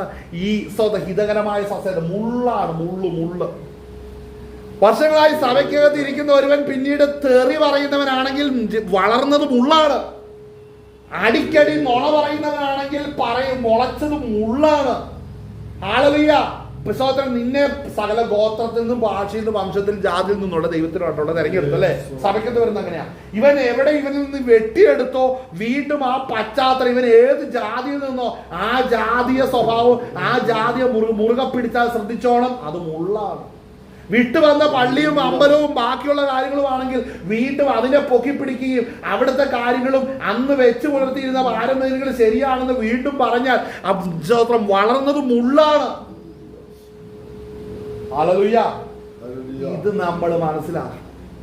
ഇത് നമ്മൾ ശരിയായി നമ്മൾ മനസ്സിലാക്കണം. ഞാൻ ഈ കാര്യം വായിച്ചപ്പോഴാണ് എനിക്കിതിന്റെ ആഴം മനസ്സിലായത്. നമ്മൾ വിചാരിക്കുന്നവരല്ല പിന്മാറ്റക്കാര്. അവർ സഭയ്ക്കകത്ത് ആക്റ്റീവ് മെമ്പേഴ്സാണ്. അവർ ആക്റ്റീവ് മെമ്പേഴ്സാണ്. ആ വായിക്കുന്നത് എങ്ങനെയാണ്? എന്നാൽ നിങ്ങളെ ഓരോരുത്തൻ 10-ാം വാക്യം ഒന്ന് വായിച്ച ദൈവം. ഓക്കെ, 10-ാം വാക്യം. നിങ്ങളുടെ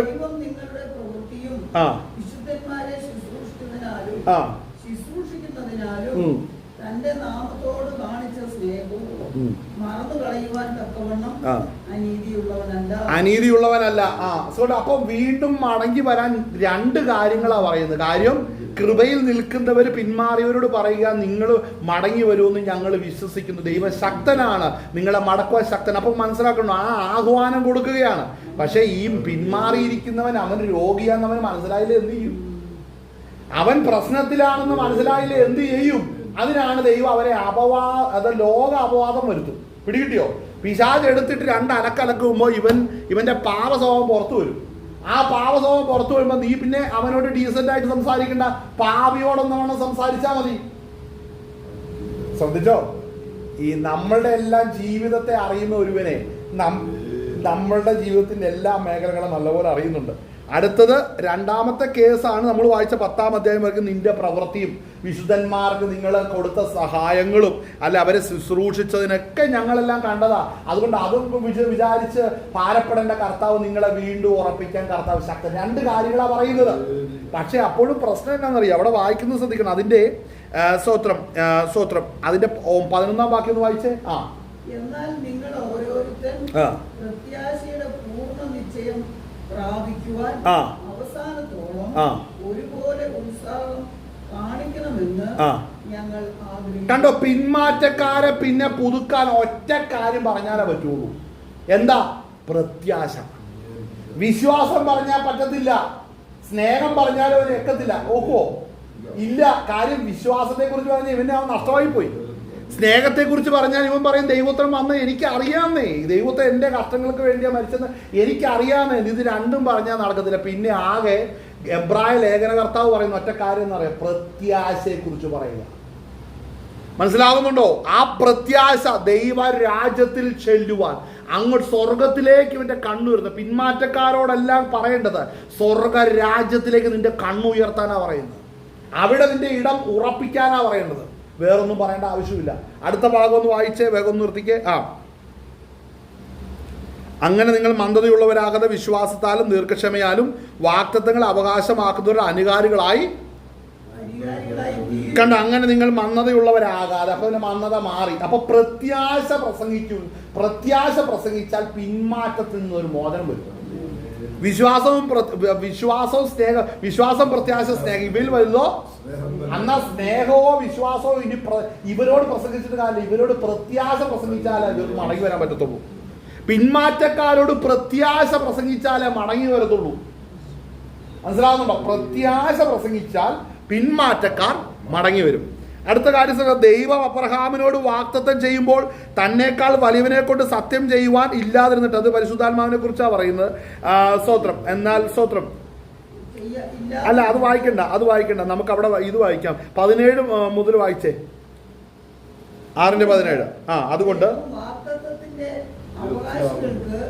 തന്റെ ആലോചന മാറാത്തത് എന്ന് അധികം സ്പഷ്ടമായി കാണിക്കുവാൻ ഇച്ഛിച്ച് ഒരു ആണയാലും ഉറപ്പ് കൊടുത്തു. അതായത് ഒരു കാര്യം മനസ്സിലാക്കണം, നമ്മളെ വീണ്ടെടുക്കുന്നത് പരിശുദ്ധാത്മാവ്, നമ്മളെ വീണ്ടെടുപ്പിലേക്ക് കൊണ്ടുവരുന്നത് പരിശുദ്ധാത്മാവാണ്. വീണ്ടെടുക്കുന്ന പരിശുദ്ധാത്മാവിനെ ദുഃഖിപ്പിച്ചു കഴിഞ്ഞാൽ നമ്മുടെ ശരീരം വീണ്ടെടുക്കത്തില്ല. എബ്രായ ലേഖനത്തിൽ നമ്മൾ നോക്കുമ്പോൾ അവിടെ കുറെ പിന്മാറ്റക്കാരുണ്ട്. അവരിൽ പകർന്ന പരിശുദ്ധാത്മാവിനെ അവർ ദുഃഖിപ്പിച്ചിട്ട് അവരുടെ വീണ്ടെടുപ്പ് ഇപ്പൊ പെൻഡിങ്ങിൽ കിടക്കുകയാണ്. അവരുടെ വീണ്ടെടുപ്പ് പെൻഡിങ്ങിൽ കിടക്കുകയാണ്. അവരുടെ വീണ്ടെടുപ്പ് പെൻഡിങ് മാറാനാണ് അവരോട് പ്രത്യാശയെക്കുറിച്ച് പറയുന്നത്. പ്രത്യാശയെക്കുറിച്ച് പറയുമ്പോൾ അവരുടെ വീണ്ടെടുപ്പ് സാധിക്കും. കാര്യം സ്വർഗത്തിൽ പോകണമെന്നുണ്ടെങ്കിൽ ആ സ്വർഗത്തിൽ നിന്ന് പരിശുദ്ധാത്മാവിന്റെ കൃപയിലേക്ക് മടങ്ങി വന്നല്ലേ പറ്റത്തുള്ളൂ. അപ്പോൾ പ്രത്യാശ വരും. അപ്പോൾ ഈ വാക്യം നമ്മൾ നോക്കുമ്പോൾ അവിടെ വായിക്കുന്നത്, അതുകൊണ്ട് വാഗ്ദത്തത്തിന്റെ അവകാശികൾക്ക് തന്റെ ആലോചന മാറാത്തതെന്ന് അധികം ഇച്ഛിച്ച് കണ്ട ഒരാണയാലും അവർക്ക് ഉറപ്പ് കൊടുത്തു. എന്താണ്? അങ്ങനെ നമ്മുടെ മുമ്പിൽ വെച്ചിട്ടുള്ള പ്രത്യാശ പിടിച്ചുകൊള്ളുവാൻ ശരണത്തിനായി ഓടി വന്ന നാം മാറിപ്പോകാത്ത. ശ്രദ്ധിച്ച, ഇത് വിളിക്കപ്പെട്ടവർ പ്രത്യാശയാൽ അവർ പ്രാപിക്കണം. ശ്രദ്ധിച്ചോ? അതായത് വിളിക്കപ്പെട്ടവർ സ്വർഗരാജ്യത്തിൽ പോകുവാൻ തക്കവണ്ണം പ്രാപിക്കണം. ആ പ്രാപിക്കുവാൻ ഓടി വന്ന വിളിക്കപ്പെട്ടവർ തെറ്റിപ്പോകരുത്. ശ്രദ്ധിക്കണം, ആ വാക്യത്തിന്റെ അകത്ത് ശ്രദ്ധിക്കണം. അപ്പോൾ കൃത്യമായിട്ട് വിളിക്കപ്പെട്ടവർ ദൈവരാജ്യത്തിൽ പോകണം. അപ്പൊ ഈ വിളിക്കപ്പെട്ടവരാണ് പിന്മാറിപ്പോയിരിക്കുന്ന അനേകര്. വിളിയുള്ളവരാണ് പിന്മാറിപ്പോകുന്നത്. അവരുടെ വിഷയത്തെ കുറിച്ചാ എബ്രായ ലേഖനം പറയുന്നത്. സംഘടനയെ ഒരുത്തം വരാത്തതിനെ കുറിച്ചല്ല. അത് ബൈബിളുമായിട്ട് ഒരു ബന്ധവുമില്ല. മനസ്സിലാവുന്നുണ്ടോ? അഭിഷേകം ഉള്ളവൻ പിന്മാറിയതിന്റെ കാര്യമാ. അല്ലാതെ ഇതുവരെ അഭിഷേകം പ്രാപിക്കാതെ കണ്ണും ഇങ്ങനെ പട്ടി നോക്കിയിരിക്കുന്ന പോലെ ഇരിക്കുന്നതിന്റെ കാര്യമല്ല പറയുന്നത്. അവന്റെ ഒന്നും വിഷയം ബൈബിളിൽ വിഷയമല്ല. സംഘടനയ്ക്ക് വന്നവരെല്ലാം കൊണ്ടുപോകണം ദൈവത്തിന്. അഭിഷേകമുള്ളവരെ കൊണ്ടുപോകാനാണ് ദൈവത്തിന്റെ വചനം ഇരിക്കുന്നത്. അഭിഷേകമുള്ളവരും അഭിഷേകം നഷ്ടപ്പെട്ടവരുമായിട്ടുള്ള സംസാരമാണ് ഈ 6-ാം അധ്യായം. ശ്രദ്ധിച്ചോ, 5ഉം 6ഉം പറയുന്നത് അഭിഷേകമുള്ളവനും അഭിഷേകം നഷ്ടപ്പെട്ടവനും തമ്മിലുള്ള വിഷയമാണ്. ഹല്ലേലൂയ. ആ വാക്ക് ശ്രദ്ധിക്കണം. അങ്ങനെ നമുക്ക് മുമ്പിൽ വെച്ചിട്ടുള്ള പ്രത്യാശ പിടിച്ചുകൊള്ളുവാൻ ശരണത്തിനായി. ഒന്നും കൂടെ വായിക്കാം. അങ്ങനെ നമ്മിൽ മുമ്പിൽ വെച്ചിട്ടുള്ള പ്രത്യാശ, സ്വർഗം അല്ലേ, അവിടെ എന്ത് ചെയ്യണം? പിടിച്ചുകൊള്ളുവാൻ ശരണത്തിനായി. കണ്ടോ, ശരണത്തിനായി ഓടി. അപ്പൊ നമ്മൾ ആരാ? ഈ ദൈവരാജ്യത്തിൽ പോകാൻ ഉത്സാഹത്തോടെ അധ്വാനത്തോടെ ആത്മീകമായി പ്രാപിച്ച് ബലപ്പെട്ട് ഓടുന്നവരാണ്. അവരെ കുറിച്ചാണ് പറയുന്നത്. ബാക്കിയുള്ളവരാരും ബൈബിളിന്റെ വിഷയമല്ല. വായിച്ചേ.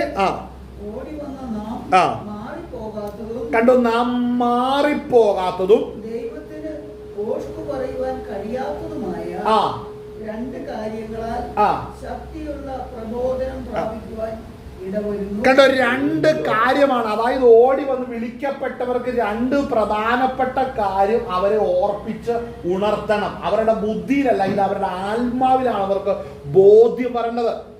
ആ 2 കാര്യങ്ങൾ എന്താണ്? ഒന്നെന്താണ്? ആ പ്രത്യാശ നമുക്ക്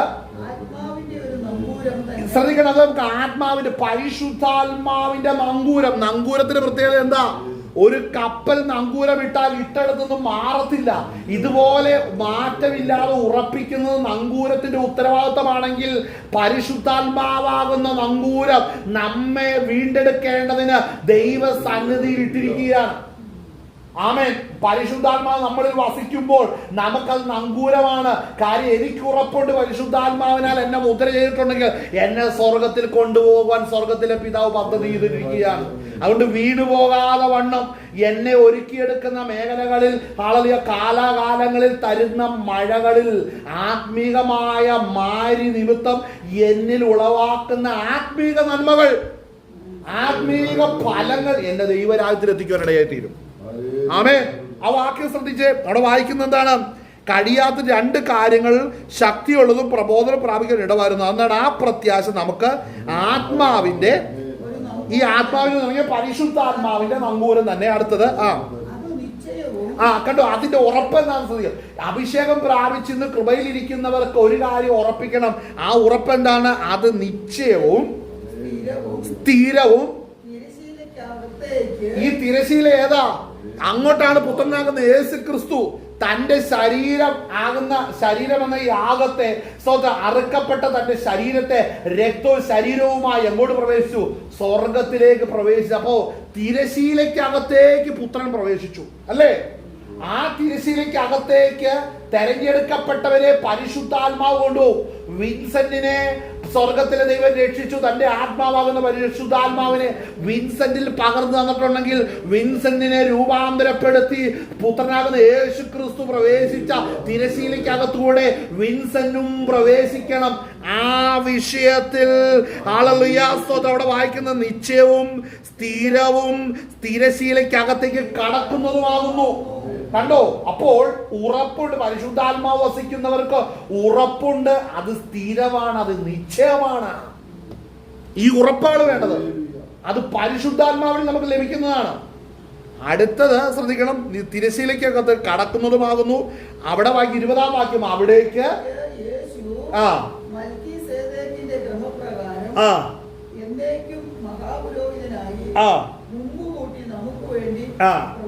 കണ്ടോ, നമ്മളെ ഒരുക്കുന്നത് ആ തിരശീലയ്ക്കകത്തേക്കുള്ള പ്രവേശനമാ.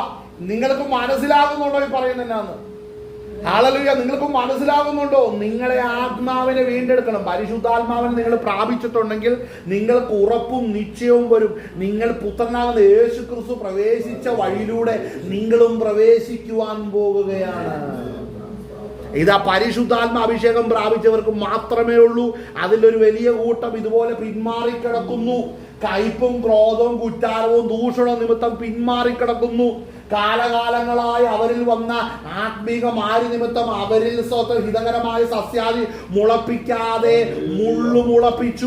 അല്ല, കോപവും ക്രോധവും കുറ്റാരവും ദൂഷണവും മുളപ്പിച്ചു. അത് നിമിത്തം അവർ പിന്മാറിക്കിടക്കുന്നു. അവർ ലോക അപവാദം വന്നു, ലോകരവരെ അപവാദികളായി കണ്ടു. സാക്ഷ്യം നഷ്ടപ്പെട്ടു പോയി. സാക്ഷ്യം നഷ്ടപ്പെട്ടു പോയവരെ ഒരിക്കലും സ്വർഗത്തിൽ കൊണ്ടുപോകാൻ പറ്റത്തില്ല.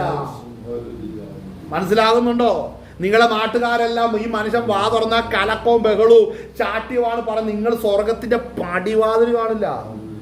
മനസ്സിലാവില്ല. ആത്മാവിന്റെ ബലമില്ലാതെ ഒരു ഗോല്യാത്തിന്റെ സ്വഭാവമുള്ളവനും കർത്താവിന്റെ സ്വർഗത്തിന്റെ പടിവാതിൽ കാണില്ല. അതുകൊണ്ട് സ്വർഗത്തെ കുറിച്ച് പ്രത്യാശ ഉണ്ടായിട്ട് കാര്യമില്ല. ആദ്യം നിങ്ങളിൽ ജനിച്ച വളർന്ന മുള്ളുകളെ കത്തിച്ചു കളയണം. ആമേൻ. മുള്ളുകളെ കത്തിച്ചു കളയണം. ദൈവകൃപയിലേക്ക് മടങ്ങി വരണം. ഈ വചനങ്ങളാൽ സ്വർഗം നിങ്ങളെ ബലപ്പെടുത്തുമാറാകട്ടെ. നമ്മുടെ കണ്ണുകൾ അടയ്ക്കാം, നമുക്ക് പ്രാർത്ഥിക്കാം. കർത്താവ് ഈ പകൽവേള കർത്താവിന്റെ കൃപ നമ്മുടെ മേൽ പകർന്ന് ഇത്ര അധികമായ നന്മകൾ നമ്മുടെ